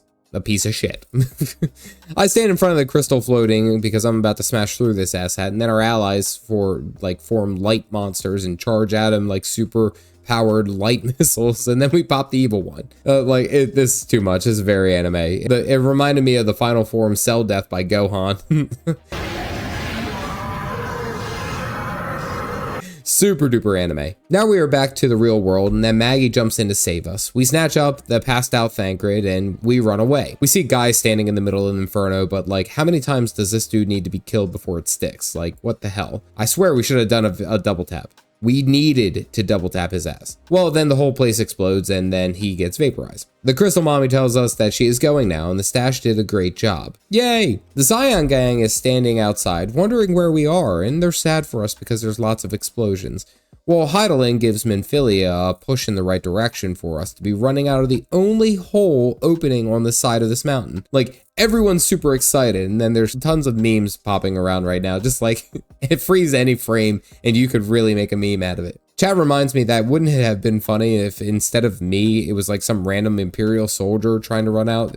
Like, oh, I survived, and then there's like 50 people ready to kick his ass. Well, we finish up and everyone gives a rousing speech about peace and how the Scions and all the good that we did. Everyone's cheering and happy. Thancred is back to himself and he's all happy. Yay, we did it! Gafdag gets a headache of a dark crystal and now we have something else to worry about. Then we hear a screech and now we're informed that some other primal has now awoken. Screams can be heard from all over the place. Then we get a single cutscene of the new Legion of Doom members plotting their move, and there's like 25 Askins all standing in this one cell. Like, I just killed one of you asshats, damn it. Like, well, they also say Zodiark, which I'm guessing is going to be one of the big bads that we eventually have to deal. Back outside the Waking Sands, I get a whole firing squad of everyone blasting Caffdad with their Maggie mounts. I also get flying and my own personal Maggie mount. This was a hell of a send-off. What a fantastic end to A Realm Reborn. So let's go ahead and talk about it. So working all the way to this moment has been an absolute blast. Seeing the evolutions of the Scions to fighting the Ultima weapon has just been a joyous ride, and one that I will look at with greater impunity here soon. But on this leg of the journey, I will say that it was a very satisfying ending. Especially going through our hit list of the Darth Vader tribute band, I really enjoyed the complexity of these fights as it was moving through the finale. I especially loved the Ultima weapon after being charged up by the Ascian energy. It truly felt like it was a raid fight. Tons of mechanics to dodge and move through. Also, we had to push DPS and popping limit breaks for a DPS check.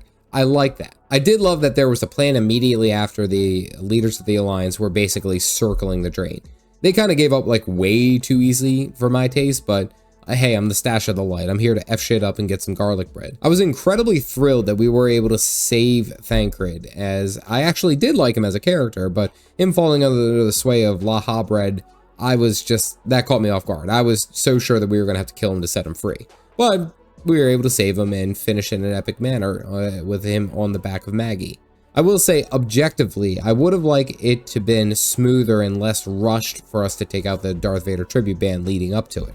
More spread out, I guess is what I mean. Like, Shield Bro was a walk up and fight, Livia was a quick dungeon, Nero was a side boss. I would have liked to see some more stories, backgrounds to these boss arcs for a little bit more depth. And again, this could have been true for a while ago, because they have made changes to A Realm Reborn. The end of A Realm Reborn was climactic and satisfying, but it also is great to know that there's still tons and tons of content left for me to do before I even get into the next expansion. It is truly wonderful to fight and play with still so much content left to go in the base game. I am continuing my journey through Final Fantasy XIV, and I have plans to document my steps leading up to and through Heavensward.